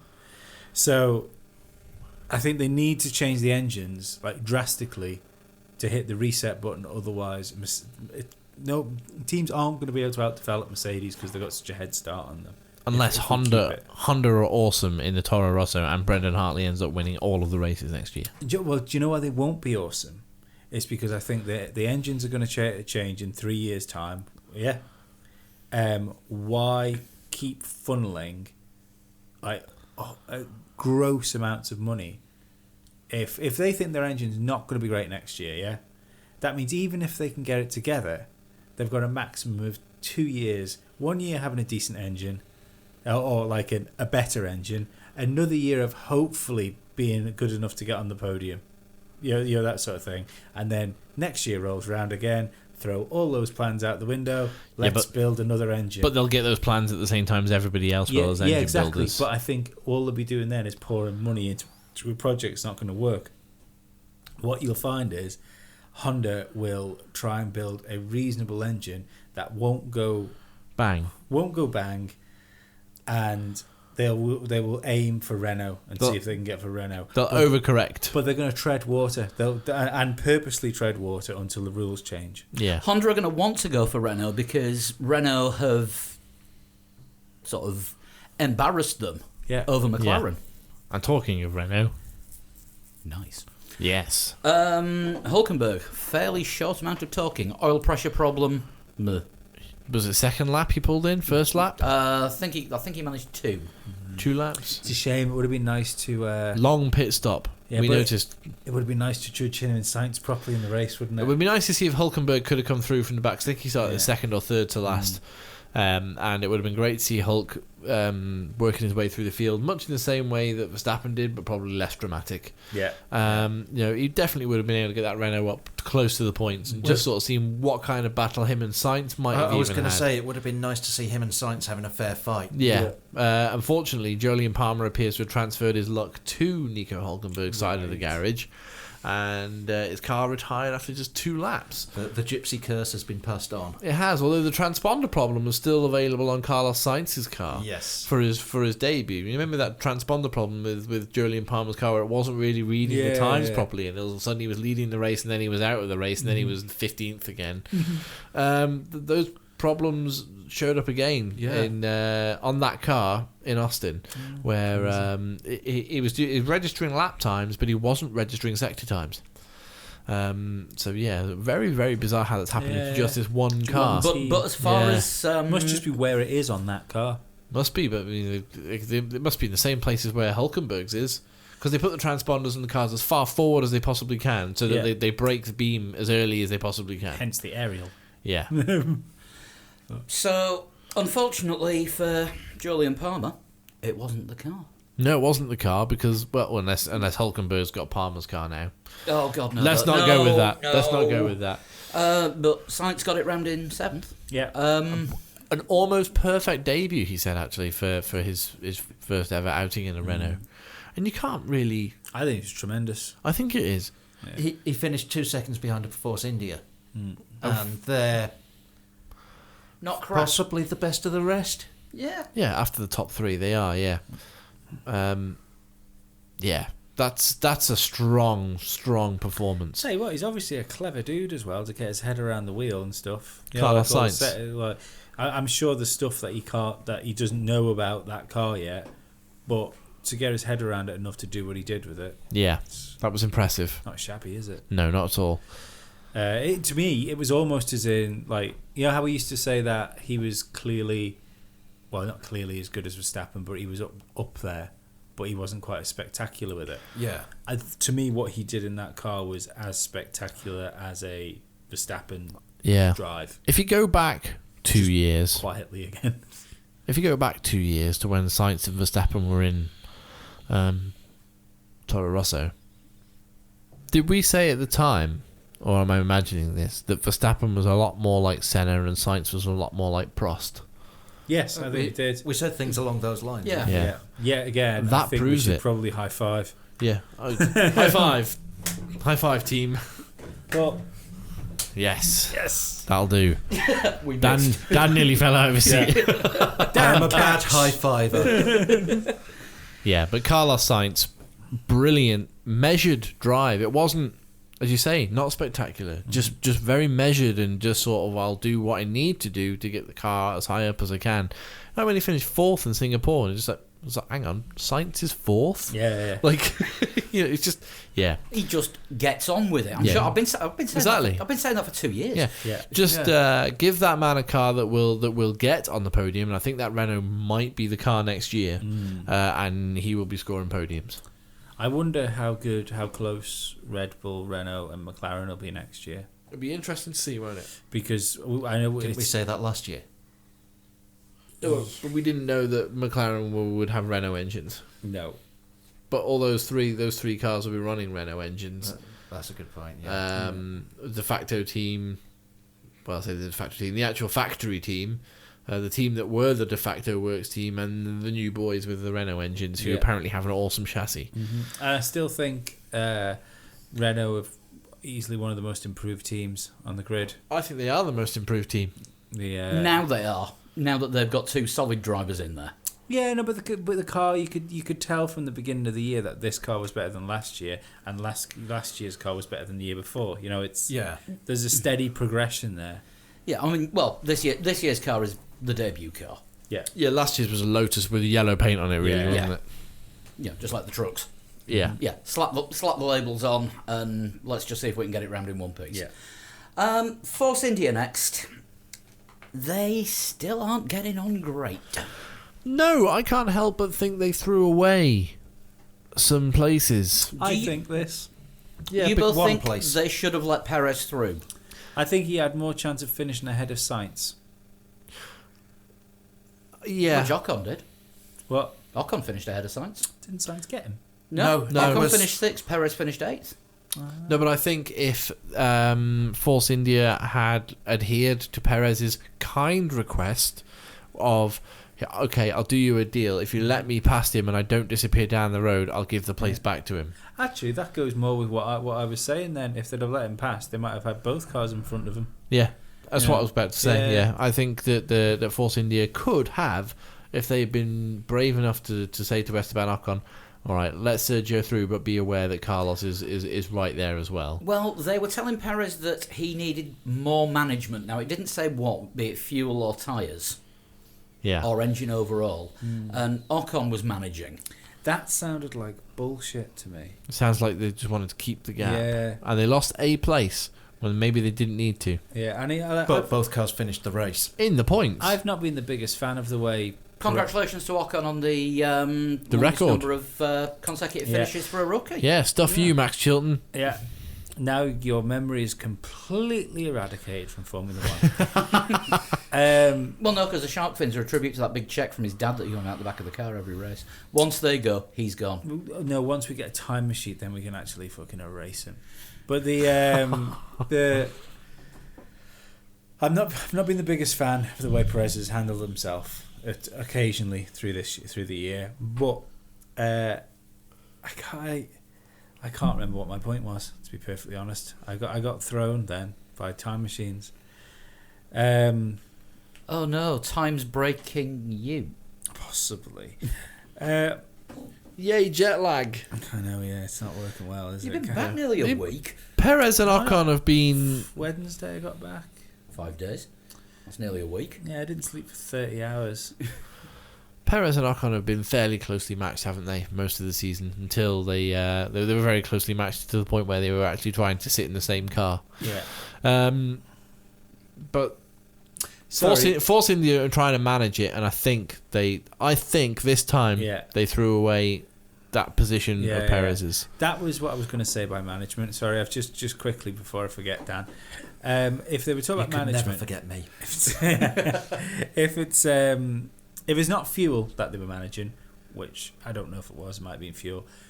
But if it was tyres that all of a sudden that Ocon had to manage and they're saying to Perez, oh, you need to manage tyres as well, I certainly don't believe that, because through Perez's career, he's made his business to managing tyres. Yeah, he Yeah. was probably on a par, if not better, than Jenson Button at managing tyres. You're not allowed to say better in this room. I wouldn't say on a par either. I would say almost as good as. Sorry, I've just spotted that there is some breaking news. Oh hell! Oh, Dan's found breaking news. Mark Hughes of Autosport, and also Formula One blog. Yes. is reporting that Williams' driver decision on who they're going to have replacing Massa or Tuesday still morning. being Massa after Abu Dhabi. Oh, so then So it's Really? been postponed. So we have So they breaking don't news about know. news. So does that mean that Someone's going to do the Abu Dhabi test. the two drivers were too close to call or not good enough to... Or was the result not the way the team wanted it to go? That suggests to me that they, and obviously this is pure conjecture, which we're really good at. Yeah, this is 3 legs, 4 wheels. That Yeah. could be our subtitle. The maybe Kubica wasn't as good as they wanted him to be. I don't know, because there were rumours going around that he exceeded expectations. Yeah, but that's just PR bullshit. Maybe they want to give Verline a try. Maybe they do want to give Verline a try. Maybe they want to give Danny Kvyat a go. Maybe they don't. But I reckon Paddy Lowe said any driver without a contract could get the seat. maybe they've given the fact that By Givenchy. maybe they just think that they need to give Kubica more time to get a proper read on whether he can do it. I'll just punch my pop shield. Why not? That sounds like a euphemism. Right in the pop shield. Leave my helmet flaps alone. Yeah, it could be. But going back to Force India, they are definitely prepared to sacrifice a position just to stop them being on the same bit of track. Both taking each other out. Yeah. Yeah. They'd rather lose a position Position. than all the positions. Yeah. Yeah. It's. Hey, is Ocon signed for next year? I think they both are, yeah. They're both signed for next year. Because I was going to say, like, Perez is definitely signed for next year. If they hadn't have signed Ocon for next year, maybe that's why they're keeping Ocon sweet. No, I think because don't forget Mercedes still own him, Yeah. and I think he is there for next year because it saves money on their engines and it gets them more money with the points that he's And getting. he's a cracking little peddler. You really are suffering with that jet lag, aren't you? Your mouth's not working or anything. Well, it's not just, you see, like, jet lag you can get over. Having a child Who doesn't understand time doesn't differences. give a fuck about your jet lag. By all accounts, it takes about 18 years to get over that. You've already planned his moving out day. Yeah, it's going to happen in about 18 minutes. Right, Red Bull. Yeah. Eagle-eyed Lee over here. Might be something wrong with his mouth not working with jet lag, but your eyes. Nothing wrong with the eyes. Nothing wrong with your eyes. Your eyes spotted that puff of smoke from Danny Rick's car, 4 laps before it went boom? Yeah. Well, it didn't even go boom, it just sort of shut down. It just sort of went foot. Yeah, you don't get explosions anymore. Did you remember the last explosion? I think it was Magnussen when he stepped in for Alonso after the non-electrocution. No, Hamilton's car in Malaysia was... Oh, that was fairly banging, wasn't it? fairly boomy. That was a bit of a I fire. think there's been... Vettel last year when he was spewing bits of molten metal out the back of the car. Palmer a couple of times this year has gone boom. There's been fire. He had fire in Azerbaijan. I remember fire, but I don't remember big wrong. bangs. All wrong. Last explosion in the pit lane was when James Allen had to interview Lewis Hamilton. Anyway. Yes. Yes. Danny Rick suffered from another Renault engine going foot. Yeah. Well, it was as Lee alluded to not that long ago. It was the last race for that engine. Yeah. Yeah. He knew he was going to take the penalty points, the penalties, grid penalties in Mexico anyway. Unfortunately, this engine just didn't last or the whole 56 laps of the race. He was fighting hard though. Could have been a second place for Danny. So he's due for a penalty next year? Next race. week. Yeah. That's a shame, that. It was already on the cards because Red Bull said before this race that both cars are going to need full new engines in the next couple of races. Bad news, isn't it? Yeah. Bad news. Mexico's looking like a really strong race for them as well. So this whole Kvyat out and Verstappen winning a race could become a thing. Do you know what? Right, we are. It hasn't properly happened yet, has it? But we are whiskers away from a world championship being decided by that stupid engine rule. Well, it might be. Yeah, there's been no Mercedes grid drops yet, have there? No Ferrari ones either for components. A couple of Ferrari ones, I think. Gearbox ones. Gearbox. Has it not been engine components though? Renault have had a few, and Honda have had loads. Has Vettel had one? No, I don't think. Kimi I might think have Engine grid drops. Kimi had gearbox. I remember that. I think Vettel's had a gearbox one this season. I can't remember. Anyway, but how shit's that going to be? Let's just say, for instance, Vettel and Hamilton were like equal on points right now, but they were both on the red with their engines. Next thing is your MGUH and MGUK go all of a sudden like the championship's decided because Lewis Hamilton has to start at the back of the grid. Yeah, but part of the sport is designing and building reliable engines. And if you're designing an engine that pushes the components harder than they should be pushed, so that your driver finishes first, then you're not doing the sport right. Surely the idea of the sport is to go as quickly as you can. Well, did anyone see the unless you're Sebastian Vettel. Did anyone see the running of the 1984 Dallas Grand Prix that was being shown this weekend? Yeah, they were showing that a lot, and there was just a row of parked cars. Yeah, there was. In one particular corner, I think both McLarens, a Renault, and something else parked up. There was a Ferrari there as well. A Ferrari, yeah, but all because of engine failures. Fuel line failure at one point. There was a Renault with a wheel missing. Yeah. Because it was a barriered city track, cars touching barriers and just but the amount of retirements from unreliability was ridiculous, and most of the time it was cars that were leading. But I'm just sick. I'm sick and tired of waking up on Sunday morning, because you're right, Vettel has had grid drops because of gearboxes, because it always seems to be like we had a race this weekend. It's just the Mercedes was stronger than Ferrari, so we didn't have the wheel to wheel battle we won. But we see loads where you wake up on Sunday to watch a race after qualifying, and all of a sudden it's, he's down 10 places. Your man that was second's down 10 places. So there's your battle that you were looking forward to is destroyed. Was it Japan where the only person who started the place he qualified was Lewis Hamilton? Yeah, that's ridiculous. Yeah, it's. I'm just a bit tired of the. It's not ridiculous that the teams that are good at building cars do well. No, but the problem is if you've got if your car keeps exploding, you're not building it well. Well, yeah. Mercedes are doing so well in the championship because they're building cars that don't go boom. But isn't the okay? But they build the car and the engine in house. When you're dealing with two companies, so you've got Red Bull with a Renault engine in the back. Yeah. And the Red Bull car's great, but the Renault's letting them down. It's not the cars that have been stopping. Mm-hmm. It's the actual Renault engines.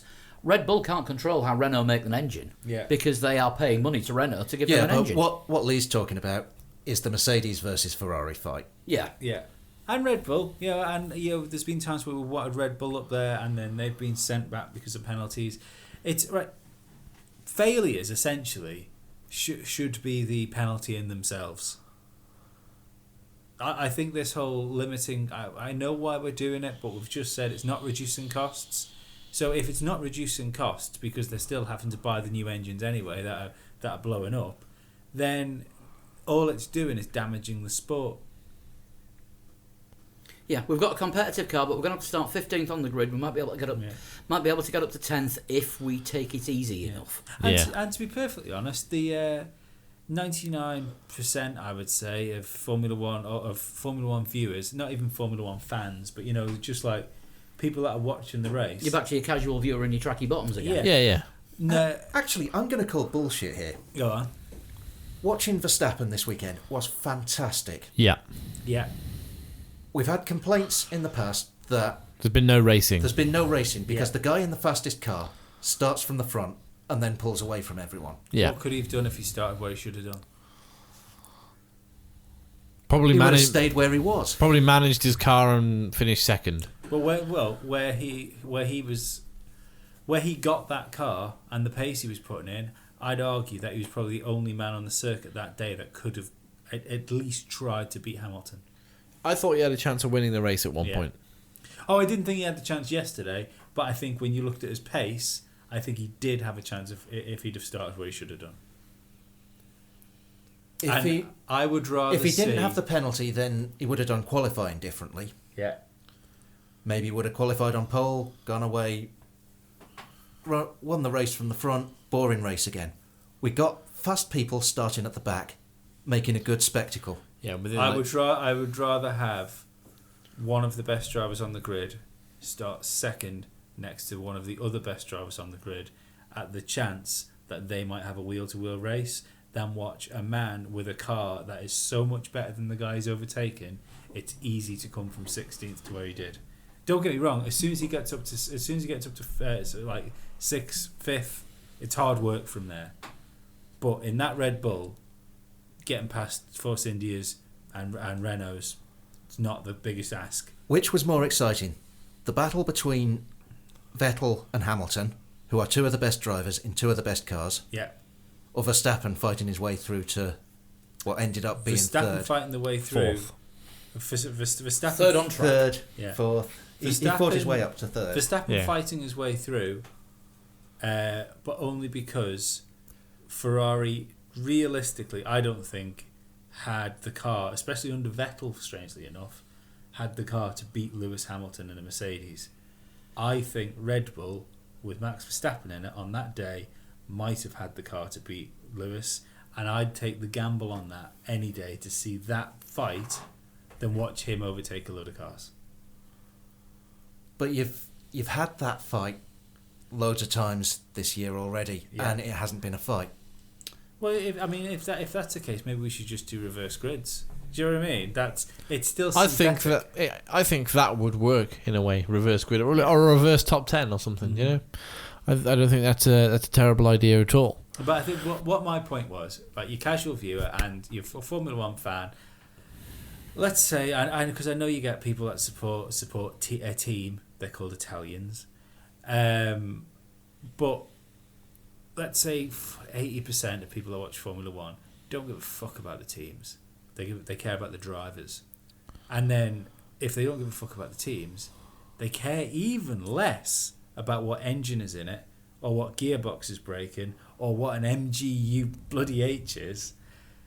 So all they're doing is, in the eyes of people watching the sport, is you're giving drivers crazy penalties for things that are out of their control. And that's not right. It's not. It's right because it's in the rules. So you can't argue with the rules. But for a sport, it's like a football. It's like a footballer's stud coming off one of his boots, so he has to miss 10 minutes of the game. Well, if a boot comes off, you have to get sent off the pitch until you got both boots on again. That makes sense. But no, you know what I mean. I think we're ruining. So are we saying it makes sense for footballers to be penalised for having unreliable equipment? No, because not Formula One drivers. Yeah, but footballers do their own laces up, or at least the ones that have the mental capabilities. No, the top bottom of it is if your tyre blows up, which would be the analogy of a boot coming off, you have to go into the pits and get a new boot and get a new wheel on. That's obvious. That's fine. but qualifying on pole, and then the driver losing the positions because a washer's gone in his car or something. You know, that's the rules, though. Yeah, and these rules aren't a surprise to the team. Yeah, they're not. But the rules, yeah, but they're not perfect. But they're better than what we've had in the past, where, like Dan says, you know, the Ferrari. Don't forget the Ferrari Schumacher era. They could have qualified third and fourth. They rarely did. They could have qualified third and fourth, but you knew by lap 3, 4 maybe that they would be ahead, and then that would be it until the end of the race. Their first cars. Yeah. But that's the kind of the thing they're trying to avoid happening again, because I will admit, probably the 2002, 2003, I wouldn't say I stopped watching Formula One, but definitely stopped caring about it. It was a background thing for me, because I kind of, as soon as that happened, I would switch off. Mm-hmm. Not physically switch the TV off, but I'd do something else whilst that was on in the background. Read your book and wait for Murray to get all excited about something. Yeah, exactly. And I'd wait for if it didn't happen, or if Ferraris had started way back down the grid or whatever, I'd watch for a while. 9 times out of 10, on the rare occasion when that even happened, you'd end up with the Ferraris at the front again. Mm-hmm. And that's what they're trying to avoid happening, like the one team completely dominating the sport. I mean, people say Mercedes are completely dominating the sport now. They just won their 4th World Championship, but they're not. They've been in a fight this year. Let's not forget. The teams can avoid these penalties by making their shit more reliable. Yes. And they don't do that because it'd make them slower. I accept what you're saying as correct. Yeah, I understand that. But I just don't think it's in the spirit of the sport. Like the track penalty that Max got for taking third or you fourth. Are the Segway king tonight. We're still doing the race review. Now, this is the thing. There was a lack of consistency from the stewards. Yeah, I think we all agree he went off the track. Mm-hmm. He gained an advantage by doing that. Yes.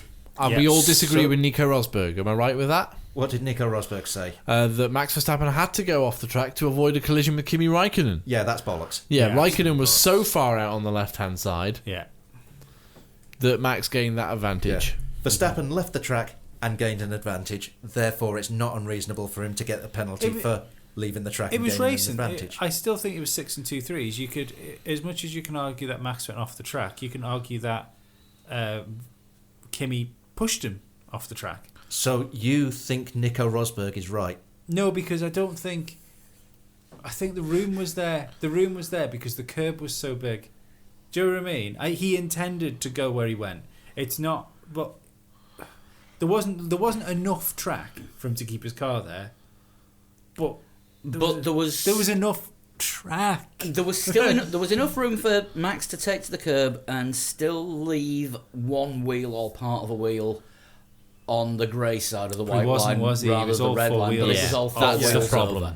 That's what he got wrong. Right. I like Dan's inconsistency with this though, because how many times did we see cars maybe using a different part of the track? Daniel Ricciardo went all four wheels off the track at the same. Was it? Oh no! It was like it's the turn one exit of turn one. Yeah, all four wheels off the track and then raced side by side. The stewards hadn't been penalising anyone making the track longer over the weekend. They had been penalising people making the track shorter. So if you cut off a corner, that was bad. If you went a bit longer and there was that thing Lewis Hamilton would say got an advantage by having the better drive. Yeah. Then there was that penalising through. It doesn't always work like that though, is it? Doesn't always, because you can go longer and get a better exit, which is what they were doing during qualifying. There was a question during qualifying, wasn't there, that they might do an inverted commas a hot lap, which is almost as fast as like their actual going for it lap. Yeah. But on the exit of the last two corners, they deliberately run wide to get that better exit to then do their proper lap. Well, don't forget but remember the PlayStation. You're gaining track there as well, which means the PlayStation would say this and next lap invalidated, but you don't get that in real life. No. So what I think should happen is sensors on the cars or on the track or whatever. Anytime four wheels go off, 5-second penalty. Yes. And then the teams can appeal that and say, look, he was going backwards. There's no way he gained an advantage. Yeah. He spun off the circuit. That's not an advantage. We took the hit when he spun.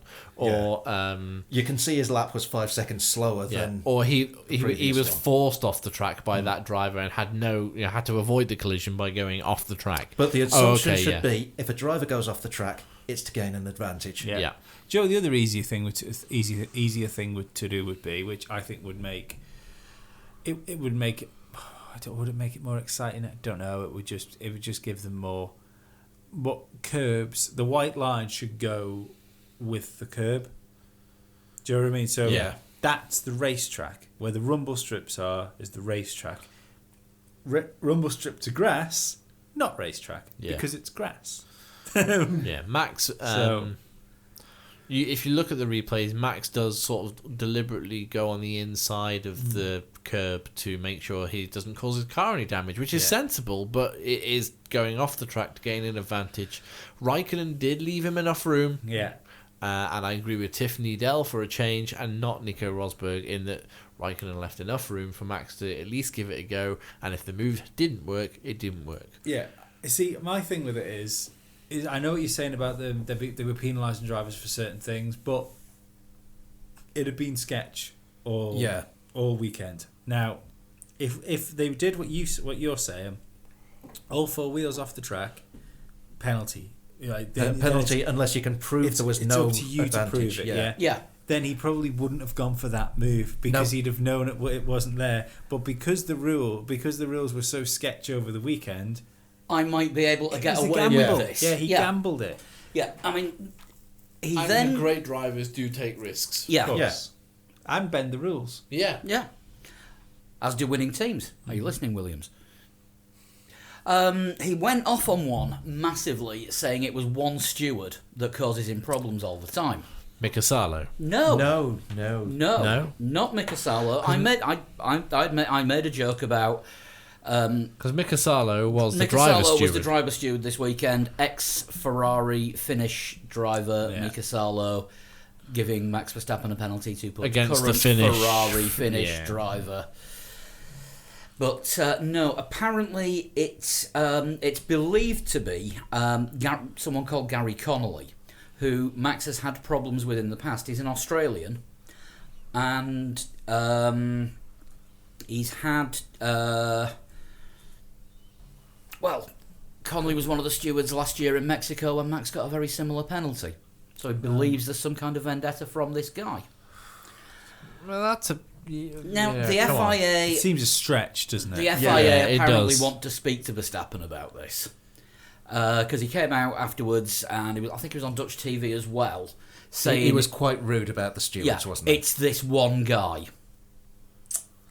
See, that's not the issue I have with Max for this situation. It's what he said afterwards, which I don't.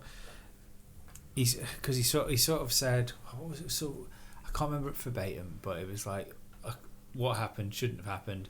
If fans don't agree with, if fans don't agree with the penalty I had, stay away next year. Yeah. Now, that I think the I think FOM might want a word with him after that. That's wrong. That.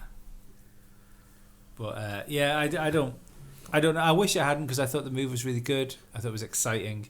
It was great racing. Yeah. But yeah, it was breaking the rules, and there's I also There's no think, way they could not have penalised for him. I also think they should have left the podium as it was, because that was too big a decision to make so fast. They had previously said that they weren't going to make decisions that affected the podium. Yeah. Before the podium and considering ceremony. He was in the driver room as well. Yeah. You know, I think this is that was a bit much. Yeah, but I think this could be one of the reasons why he lost his head so much, because it's embarrassing. A little bit. You must be embarrassed when you're there and all of a sudden Kimmy's there. You go, hang on, Shag, there's 3 steps here and there's 4 of us. Yeah. Though he seemed quite calm about the decision in the cool-down room. He said, again. It was only after he'd spoken to probably the rest of the team who were quite angry. Yeah. Fighting with Williams mechanics. Yes. While Christian Horner was being interviewed. Yes, I've just had that tweet sent through from somebody this evening as well, so thank you very much for that. Yeah, we did spot that in the coverage, didn't we? We spotted that at the time. Yeah, that was Twitch 2000 that sent us that through earlier. Yeah. Yeah, the team weren't happy. Jos Verstappen has been fairly... Drunk tweeting? Yeah. Drunk girl tweeting. Yeah, the FIA, Ferrari International Assistance logo, that one's come out. Lots of uses of the word bullshit in various ones of his tweets that haven't been deleted up to this point at 11:10 on Monday night. But yeah, I think the stewards should have just held off and done it at a suitable point afterwards. Yeah. Yeah, but then you've got people like Jenson Button missing his podium in Australia a few years ago. And also, didn't Raikkonen deserve to be on the podium? Because he'd raced fairly. He'd raced fairly. And Verstappen had done an illegal overtake on him to take third place. The thing was, though, it could also be a lack of communication, because the cars were just coming into Parc Fermé when when that went through, and somebody should have been able to get to Max before he actually went up to the cool-down room. Yeah, they didn't. It was a bit of a clusterfuck all round.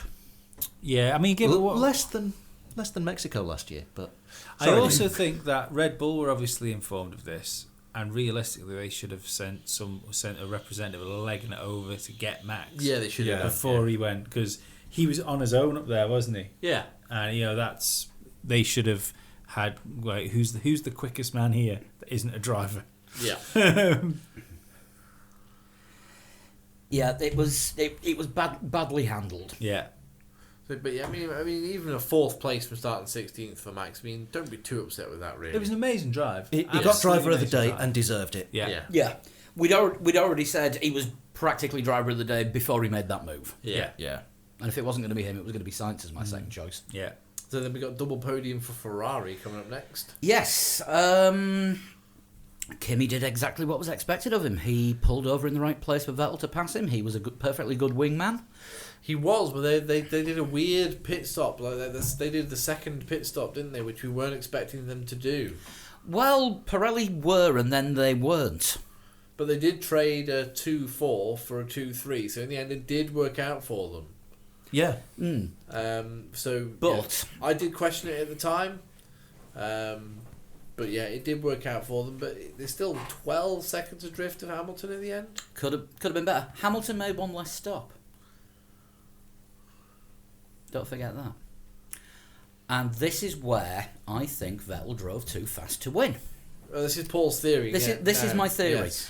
Vettel could have won the race if he'd driven slower. Yes, because if he had have kept the gap between him and Lewis Hamilton to round about a pit stop, Ferrari could have rushed Mercedes into making an extra stop, thinking that Ferrari didn't have the pace to do it, and it was effectively a free stop for Lewis. I don't think Vettel had the tyres in him not to do that extra stop.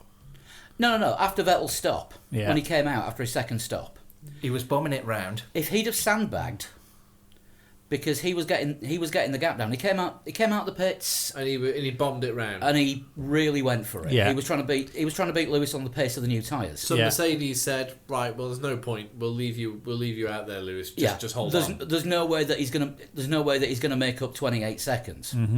If Vettel had got the gap to about 22, 23, started sandbagging, held off, Mercedes would have thought, his tyres are going. We've got an extra stop here. We can get Lewis in, change his tyres, and get him out.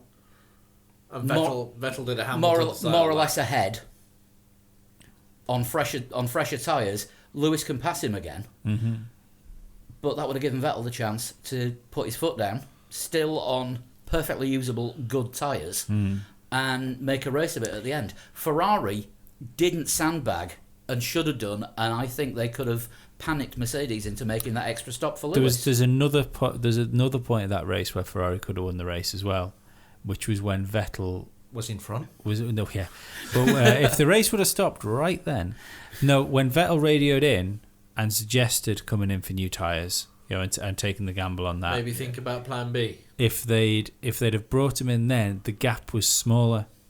The gap to Lewis was smaller, and he could have just come in, done what he was doing anyway, and he would have got the undercut. Yeah, because they'd given too much up there, and they hadn't given Vettel enough time, to do what he needed to do. Yeah, I see both your theories and raise the point that Lewis Hamilton went on. I think it was lap 6 from 1.1 seconds behind at the beginning of the lap to 0.9 seconds ahead at the end of the lap. That was crazy, yeah. Well, this is the other... That was just an opportunity to win the race. Yeah, when but the pace was it, there. I don't know if he did an engine mode, but when he needed it, he just went, I'm not sitting here for second. Well, are we going to do Ferrari Mercedes together? We usually do, right? Yeah, I mean, because, Valtteri Bottas also took part in the weekend. Pants! Out of the picture completely. There you are, that's Valtteri Bottas sorted. Right, no, well, there is stuff to talk about Valtteri Bottas, because on the second best Formula 1 podcast on the internet, the BBK one, No, with their spelling, it's the BCB. Yeah, the spelling has gone downhill. Whoever runs their gossip column needs firing. Right. Well, Haas, HASS, and driver. Brendan Hartley with an A. Mercedes teammate Jenson Button. Yeah. Jenson never drove for Mercedes. Well, one of the... I can't remember who it was now. I can't remember which one it was that was saying this. I can't remember who's the Irish guy that does the BBC thing. Gary Anderson. No, not that idiot. Don't hold back, say what you think. Well, if he was so clever at building Formula 1 cars, he'd be building Formula 1 cars. But one of the BBC crew had mentioned that although a slight chance, given the performance of Bottas since he's been re-signed for next year, that there's a chance that Toto Wolff could decide to unsign him and give Pascal Wehrlein a go next year. That would be very, very brave, I think. I don't think it'd be brave. I think the way they put it was that I would go for Ocon over Wehrlein. They could save, they could change their driver lineup and fix Williams' problem by giving the driver Bottas and giving the Valtteri Bottas back. Yeah, I think they'll stick with Bottas for now because they've got that drive. They won't properly admit it, but they've got that driver 1, driver 2 thing going on. No, but he's not. They're not getting the 1-2s though, and they've got cars that should be 1-2. Yeah. Look, when you look at Lewis's tweet here from earlier. Yeah. From Cameron Hutton.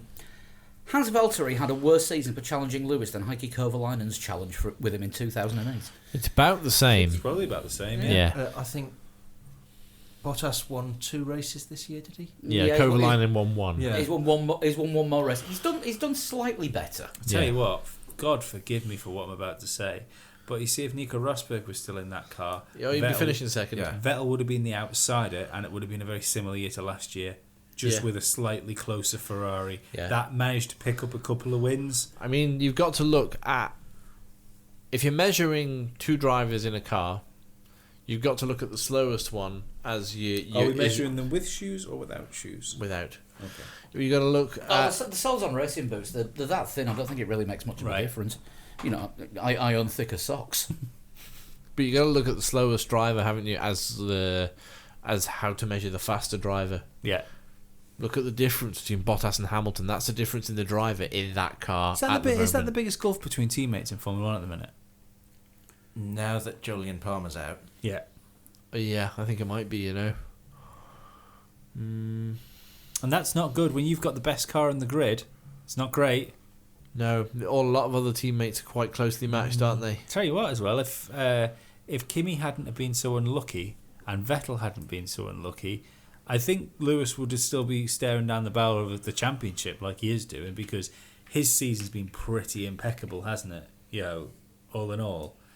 But if Ferrari had got their shit together, the Constructors' Championship was well winnable this year. Yeah. I think so. I mean, Bottas was good early season, but he's dropped off since the summer, whereas Lewis has picked it up. You know, yeah, because Kovalainen effectively gifted Ferrari the Constructors' Championship in 2008. Yeah, by not being a good number two. Yeah, and I just can't help think that if Ferrari make another step forward next year, that they're really going to need a second driver, not a driver that's a second off. I think the thing that will save Bottas and keep him in the team for next year and not have Toto thinking about changing his mind, Kimi Räikkönen. Because he's staying at Ferrari. Because he's staying at Ferrari and he's not close to Vettel. You've not got... He's closer to Vettel than Bottas is to Hamilton. But he's not right behind Vettel at every race. No, but all it needs is that Ferrari to be better next year. And because Kimi's doing a good Massa. He's doing a good impression of a Massa. So all it takes is that Ferrari to be on par with the Mercedes next year.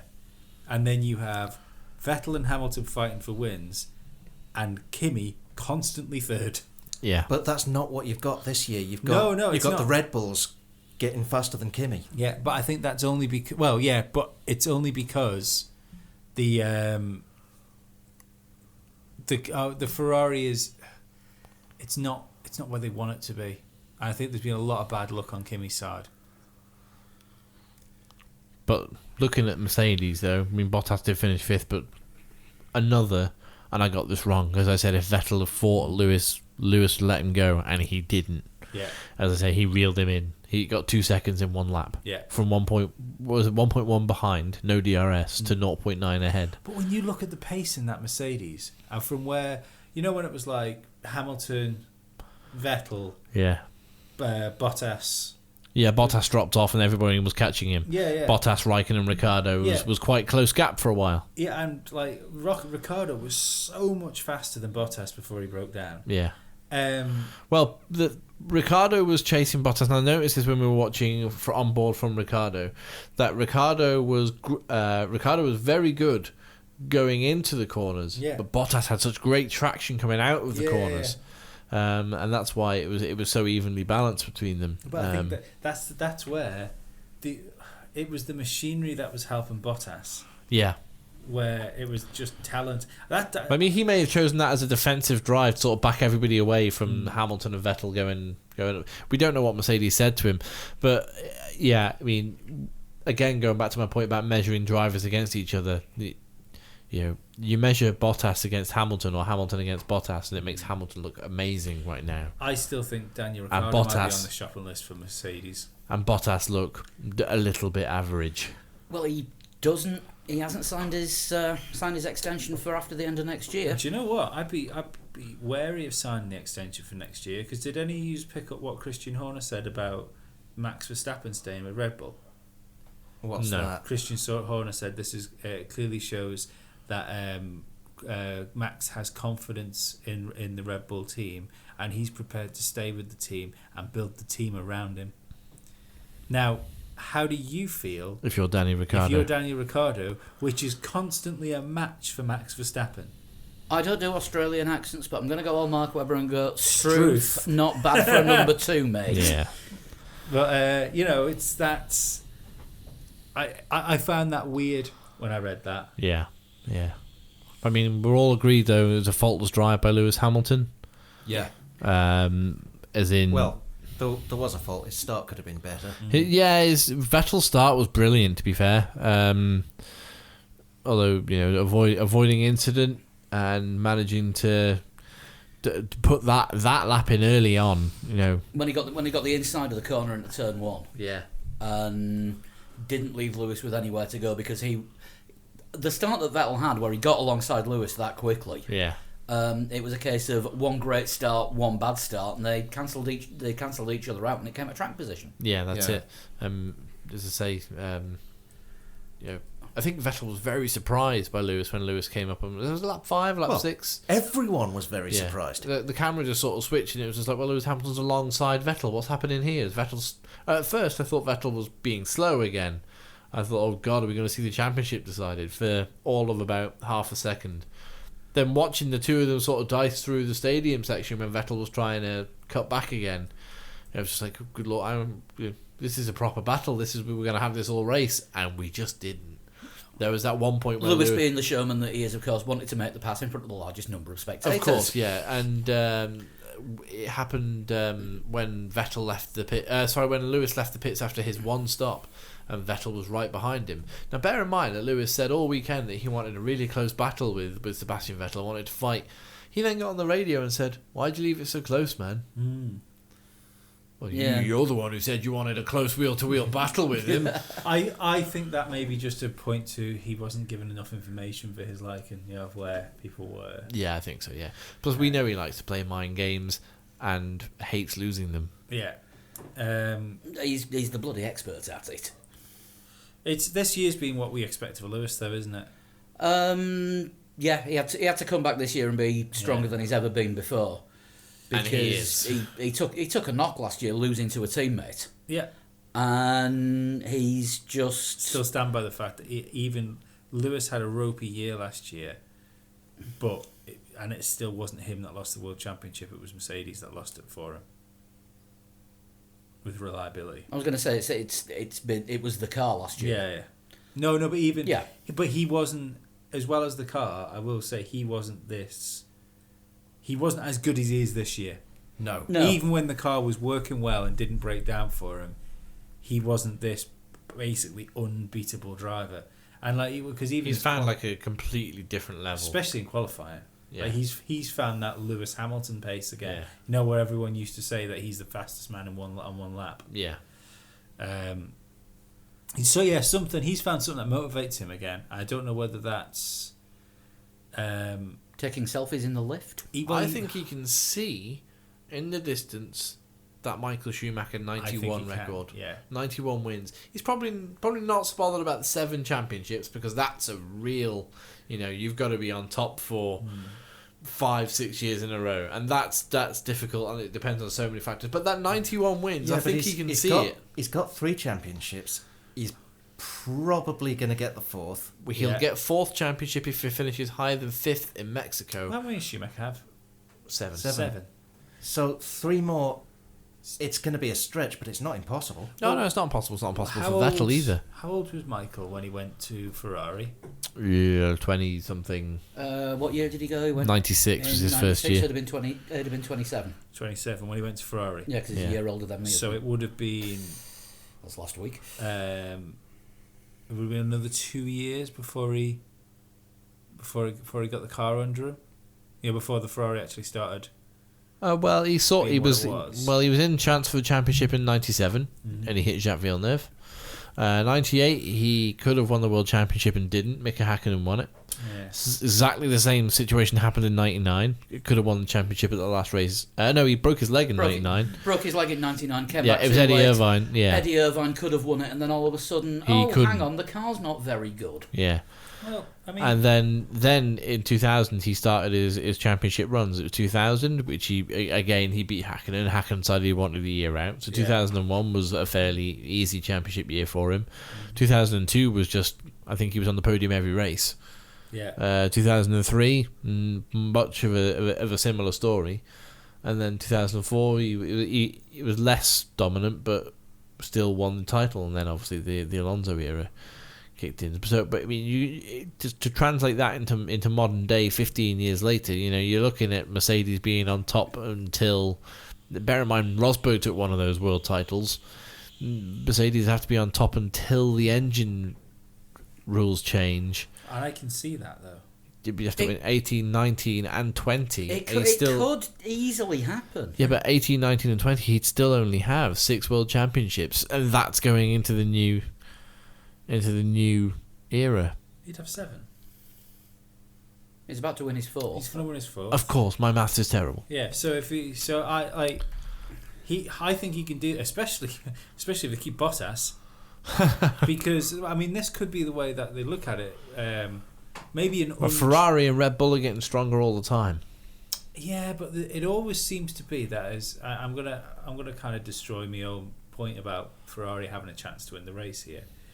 It always seems that no matter how quick the others get, I mean, they will win races. Don't get me wrong. There'll be days that they don't turn up, but it always seems that however quick Ferrari get, and however quick Red Bull get. It always looks like Mercedes has an extra setting. I think they do. The reason they're winning the championship is because they're not running that car at 100%. Yeah.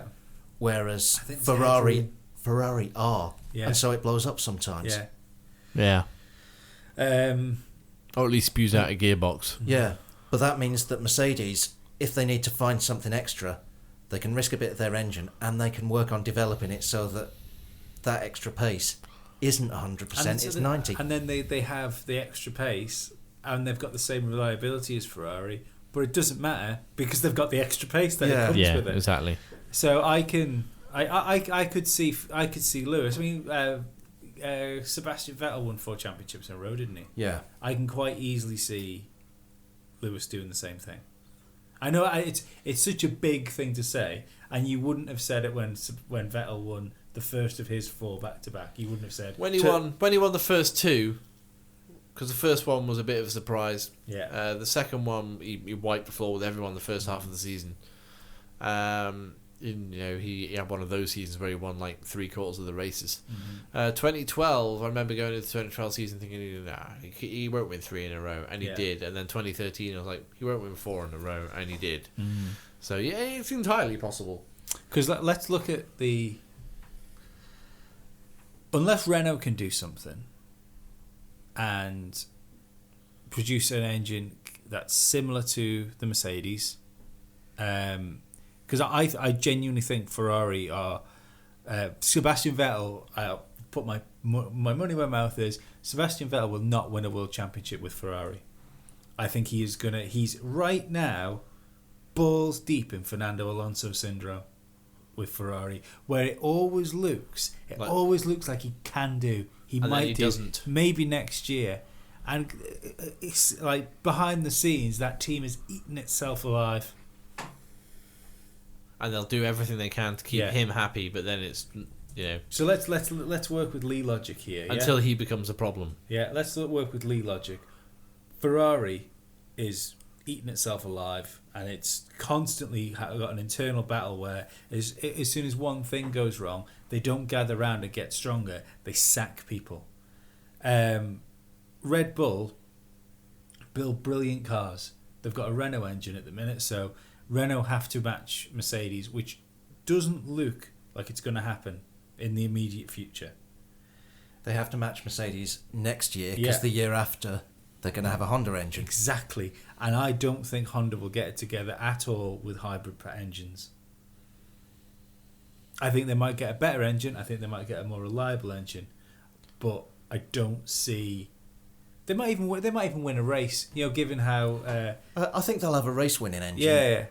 But not it's a championship-winning engine. It's going to take a massive step change for them to challenge for the championship. How long have they been in Formula One now? 3 years? This is their fourth year, isn't it? Fourth year. So we've got... They had 2 years with the wrong design. Yeah. Now apparently they've got the right 15 design. 15 was their first year. Yeah, so we're in the third year, aren't we? Yeah. 2 years with the wrong design. First year of what should be the right design. Yeah, and it's slow. This is the problem. It's slow and it's unreliable. That shouldn't be a thing. If it's slow, surely it should be at least reliable. Yeah. So Honda's out, in my eyes, out of the picture. So that leaves Mercedes as the dominant team. So maybe Mercedes got the right idea. If Lewis Hamilton is their guy that they're going to push forward, which realistically should do, because you'd have to have a pretty good argument for why he's not the best driver on the grid at this very moment in time. Yeah. Maybe they do. Maybe they think, well, no, Lewis can do a good enough job that Valtteri picking up the podiums here and there, but always being in the top 5. Lewis is doing a good enough job to get enough points to make up for that fact for us to get the drivers and the constructors. It could be. And of course, it's the constructors that the teams care about. Yeah. And they've won that. Yeah. Yeah. I mean, people won't like that, but Michael Schumacher was one. I bet Michael Schumacher wouldn't have been as good a driver if someone would have been allowed to challenge him. He relished going into that team and knowing that he was built around him. Yeah. Yeah. Bringing people in from Benetton. Yeah. So with that all in mind, what do we think about the upcoming weekend? Oh yeah, we've got to shoehorn a preview in, haven't we? Because it's back-to-back races. Well, here's my preview. I think we've pretty much just the review preview is almost the same thing. So should we just go top 3 and? Yeah. Who do we think heroes and villains of Austin were though? Hero Will Buxton for writing Michael Buffer's script. That's a good nomination. Villain, if it was somebody superimposing the eagle. F1 have made a tweet that suggests very much that it was. Yeah, Shadow. They've said something like, "Did you like our virtual friend?" No. Shadow Eagle made me I'm think... guessing they don't mean Sean. Shadow Eagle made me think I was on drugs. Shadow Eagle sounds like a superhero. I would watch that movie. Or a bad 80s power metal band. And also that Shadow Eagle would have been like the it would have had the wingspan of like an A380. 747. Yeah, it was massive. Do you know what I mean? It was huge. Or Well, maybe I think, wasn't it? Maybe it was a vulture. I don't know. Wasn't it a Thunderbird?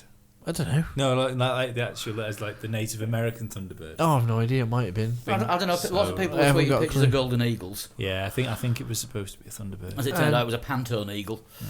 Hey, Thunderbirds mentioned. I mean, did we talk about Thunderbirds in the On the On the Patreon podcast, we were. always get a Patreon in joke. Yeah, we do. Ta-da! Go Lee. Okay, top 3 and heroes and villains for this weekend. Because Kvyat isn't racing, I'm going to go for a win for Max Verstappen.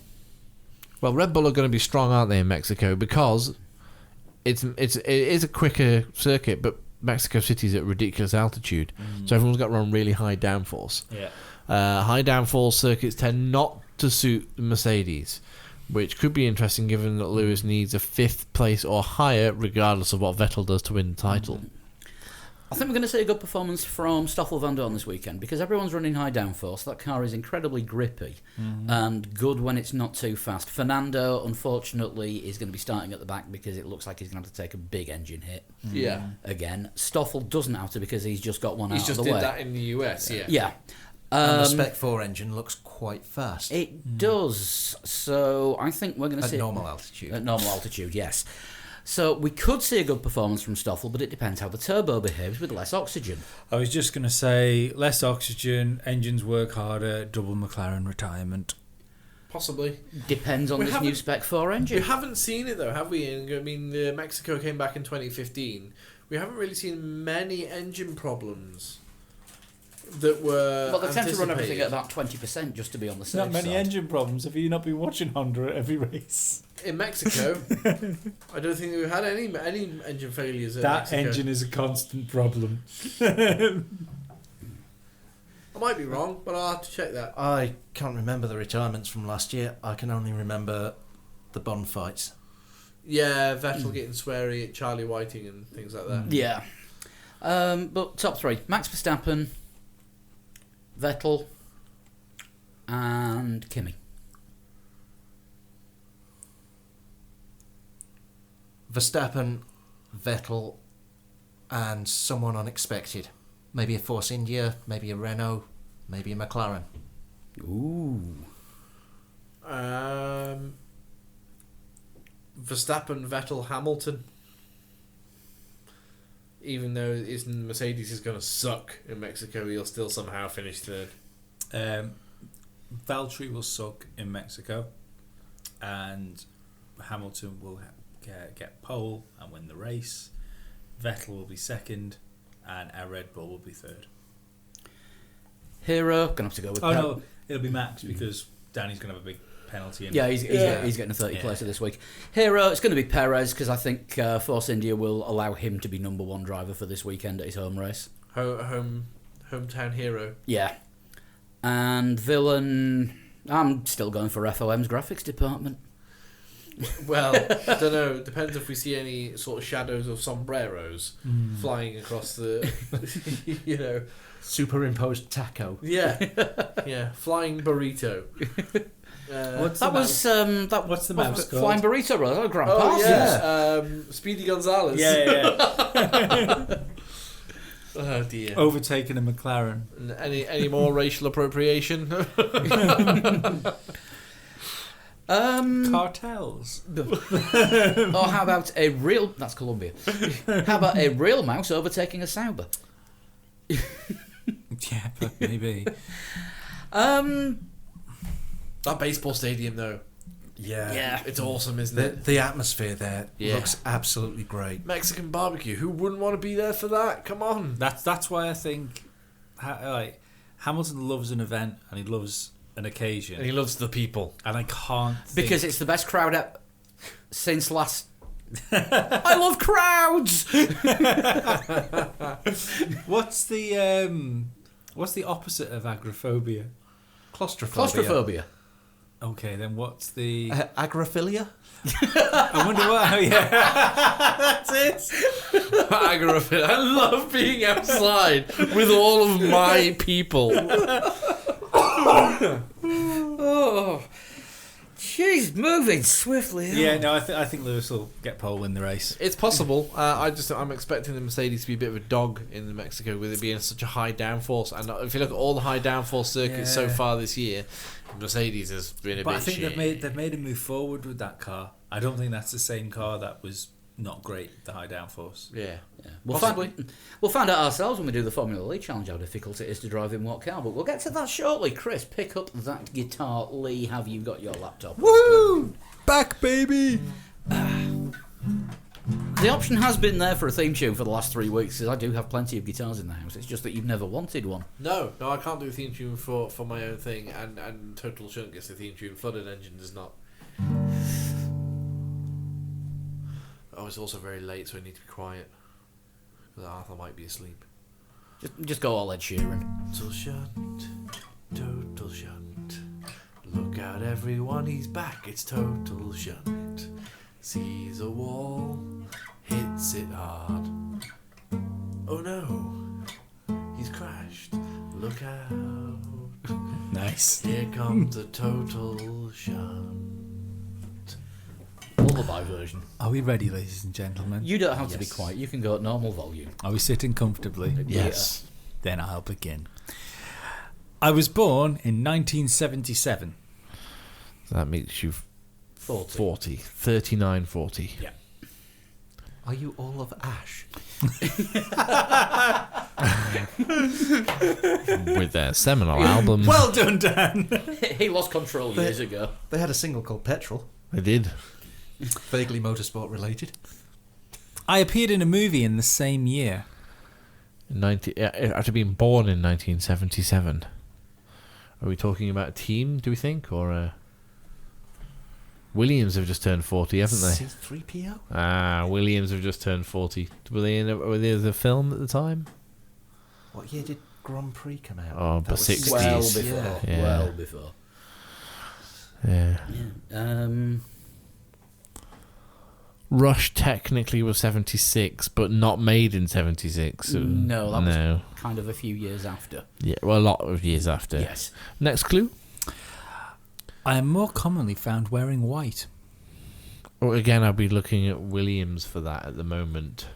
Are you one of the stormtroopers who was on pit stop duty for Jordan during the Monaco Grand Prix in 2003 when they were plugging Revenge of the Sith? Should we perhaps guess at the Williams Formula One team at the moment? I don't know. I think I'm with Paul. Stormtrooper that turned up at the... Yeah. All right, fine. All Should we right, go- are you a stormtrooper? That's first guess. That's first guess. Right. Oh, do you want to? No, you want to make notes for posterity? I don't mind. Yeah, my handwriting's terrible. I'll write. Stormtrooper. I've never driven a car. I've never seen a stormtrooper driving a car. No. Nor the Williams Formula One team. Yeah, speeder bikes. Yes. Cars. No. Are we ready for another one? Go on. I've been part of an F1 team's pit crew. I think Paul might have got it on like the third one. Do you need another guess? You can give one if you want. Are you still a stormtrooper? Oh, you're going to number 2 Stormtrooper, are we? Fine. I have been associated with the Red Bull car. That would be a Stormtrooper. Yeah. This year I was in the Renault garage. Stormtrooper. Go on. I am found with several of my friends who look very similar to I. I wouldn't say they all look the same, but It's okay, they're white, we're white, that's acceptable. Stormtrooper. I have been involved in several F1 brand deals. Are you a stormtrooper? I'm a stormtrooper. That was quick. That was a quick total shunt. I'm amazed by that. I genuinely thought that was going to be one of the things which because I know I gave it away to Dan, because when you started saying stormtrooper, I thought, fucking hell. Who sent that one in? I need to find out again, because I That was very Was it, good. was it a Mr. D. Vader? it was Bradley Chambers. Bradley, thank you very much for that. Regular listener Bradley Chambers often interacts with us on social media, Facebook and Twitter and the like as well. Yeah. And occasional Formula Lee participant. Talking of which, there's another segue. Talking of which, he gets Bradley Chambers gets the Esteban Award this week. Oh, he's 11th. He's 11th. He got Joe Poed. Oh no. Right. Fired mid-season? Yeah. In the room. Chris, you really don't like this game, do you? You were last out of the four of us. Okay. Narrowly beaten by about half a second by Dan. And then Lee, I beat you. Lee, you were second. I will quote Fernando Alonso and say, once. Just let me have this. Just for once, let me bloody have this. I couldn't do the last corner. I can't do the last corner. I was The last corner's easy. It's the S's that are a five. bastard. No, I could nail the S's. I was 5/10 up on my quick laps that I was doing. I was 5/10 up on Paul's time, and I lost. I was 7/10 because you finished 2/10 behind me. yeah, and I just lost it all on the last corner. I couldn't get the thing round it. Without cutting the corner. Oh yeah, well I only Or did, running slightly wide. I didn't do a massive amount of laps Max knows with that getting feeling. back and Yeah. stuff. So let's say I did 30 laps. 29 of them were fucking invalid. Yeah. Top 10. We have 10th place, Paul Large Simon. Paul. 135.878. Stop bigging up your second name. Freddie Brunner in 9th, 135.846. Vaisha Camping in 8th, 135.809. Because I like to go fishing. That was terrible. Lee's back, everybody. I thought it was pretty good, to be honest. That was quite funny. Oh my god. Patrick Daly in 6th, 135.710. Ryan O'Keefe Patrick Daly in 7th, 135.710. Patrick Ryan O'Keefe in 6th, 135.642. Hang on. Have I been in the room when Ryan O'Keefe's name has been mentioned before? I think so, yeah. Yeah. Really? And I haven't picked up on the name that his name's Ryan O'Keefe. Keefe with an F. Ryan O'Keefe. Oh, Ryan O'Keefe. Yeah, not Rhino. Right, sorry, carry on. Blame the accent. Onto another animal, Pete Bull. Yeah. In 5th. Rhino teeth, followed by Pete Bull. Pete got a 135.477. Sounds like I've got the X-Men playing. And Karl Jarzec in 4th place, 135.460. Top 3. Ollie Vestley, again, 135.458. Good effort, Ollie. 2nd place, Jeff Sharp. He's won, he's prosting it. Yeah, champion Jeff. Yeah, 135.359, and that means this week's winner again is Chris Olby with a 135.109. Well done, Chris. Which I do believe puts Chris up to 2nd in the table. Oh, wow. Chris is making a fine late show of season himself. charge. Yeah, But looking towards the winter season. Bearing in mind, Chris has missed 8 races and he's still 2nd. That's impressive. Formula Lee Winter Series is going to be close. Jeff's needs to get his foot down, I think. Yep. So Chris is looking to pick up some of those Ultraflix sponsored prizes then? Yes, the top 3 will get the prizes courtesy of Ultraflix, and of course at the end of the season the top 10 all get Ultraflix prizes too. Amazon vouchers for the top 10, and there's a couple of extra prizes where it's going to be a random draw. Oh, wonderful. For one prize for everyone that's put a time in this season, you will all be going into the draw, and a bigger prize for everyone that scored points. We'll do 3 random draw prizes. I will find a prize in one of my random draws. Oh, that is a worry. So, what is the Formula Lee Challenge for Mexico? Bearing in mind, last year you gave us a manor in the wet. And I gave up after half a lap. Yeah. Mexico. Well, you've had dry races since you've been away, haven't you? Yes, that's because we like ourselves. Right. Wet. Lee Webster, you have your wish. What haven't we had? We haven't had a Toro Rosso. We have. Have we? Yes. Did we have a Toro Rosso while I was away? We had a Toro Rosso for Japan because of them getting the Honda deal. How about a Force India? Because Checo. No. Because they'll just hit each other. Careful. What haven't we had? Driving a wet Pink Panther, you don't fancy that? No. See, I'm half tempted to go Mercedes because I think Hamilton's going to win the championship there and it ties together quite nicely. But I'm not that nice. Sauber. Wet in a Sauber. So for the 2nd year on the trot in Mexico, we get a wet race in the slowest car on the grid. Yep. Who's glad to have me back now? Anyway, moving swiftly on. So, you have until Monday the 29th. Is it? Yeah. Is Monday Coast Guard? the 29th? Monday the 30th, isn't it? No, Monday the 30th. Sorry.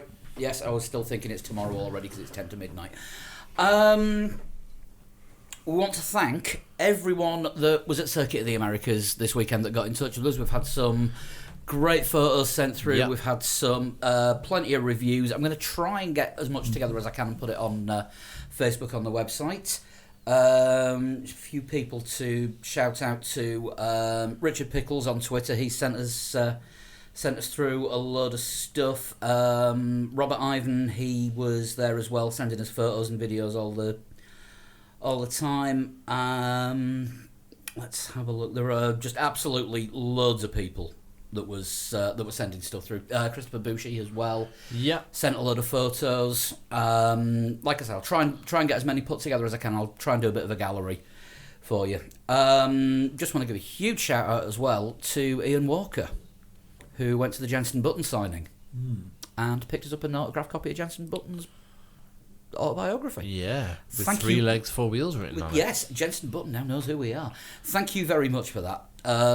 It will Speaking about explosions in the paddock. keep your paddock to yourself. Yeah, soon as we told Lee, he was a bit excited about that. Yeah, Ian also wanted to know how long it would take before the pages got glued together. I want to know where the copy you bought for me was. Jenson's sending you his own. Oh, that's nice. If you want to get in touch with us, then drop us a tweet at 3 Legs 4 Wheels. I'm at A Total Shunt. At Flood21. At Danbert. And at Pablo100. You can also email us 3legs4wheels@gmail.com. You can get in touch on Facebook. If you just search 3 Legs 4 Wheels, we pop up there. And we're on Instagram as well. And there's the extra show that we say this every week that you can get by subscribing to our Patreon, which is patreon.com/3legs4wheels. Stories tonight about Thunderbirds, Lee's holiday, all the stories that were fit to print and some that probably weren't. Getting a full body frisk. Cocktails. Yeah. Not at the same time as getting a full body frisk. Oh, very close. Ooh. But there was definitely a cocktail. You'll just have to listen to that to find out. I'd quickly like to thank any of the listeners which were interacted with me on Twitter, which got me through spending 5 hours in the worst place in the world, which was fucking Disneyland. I genuinely don't think if I hadn't been able to make a game of taking pictures of things and tweeting them out, swearing them, I don't think I could have made it through. So thank you very much for the support. And I know we said it last week, but massive amount of thanks to Sean for filling in for Lee. Absolutely, yeah. Thank you, Sean. And she will be back on the show again soon. Yeah. Another quick random plug with me being away for so long as well. This Friday, I shall be recording the second Must See Audio podcast. I think quite a few of our listeners downloaded that, the first episode, so thank you for downloading that, and there'll be another one up shortly at the weekend. So if you like Lee and his more controversial comments, then that's the podcast for you. Yeah. Not safe for work. No. Not safe for work. Not safe for public places, I would probably say. Not in the bloody slightest. Thanks everyone for listening to us for the last, it's almost 2.5 hours.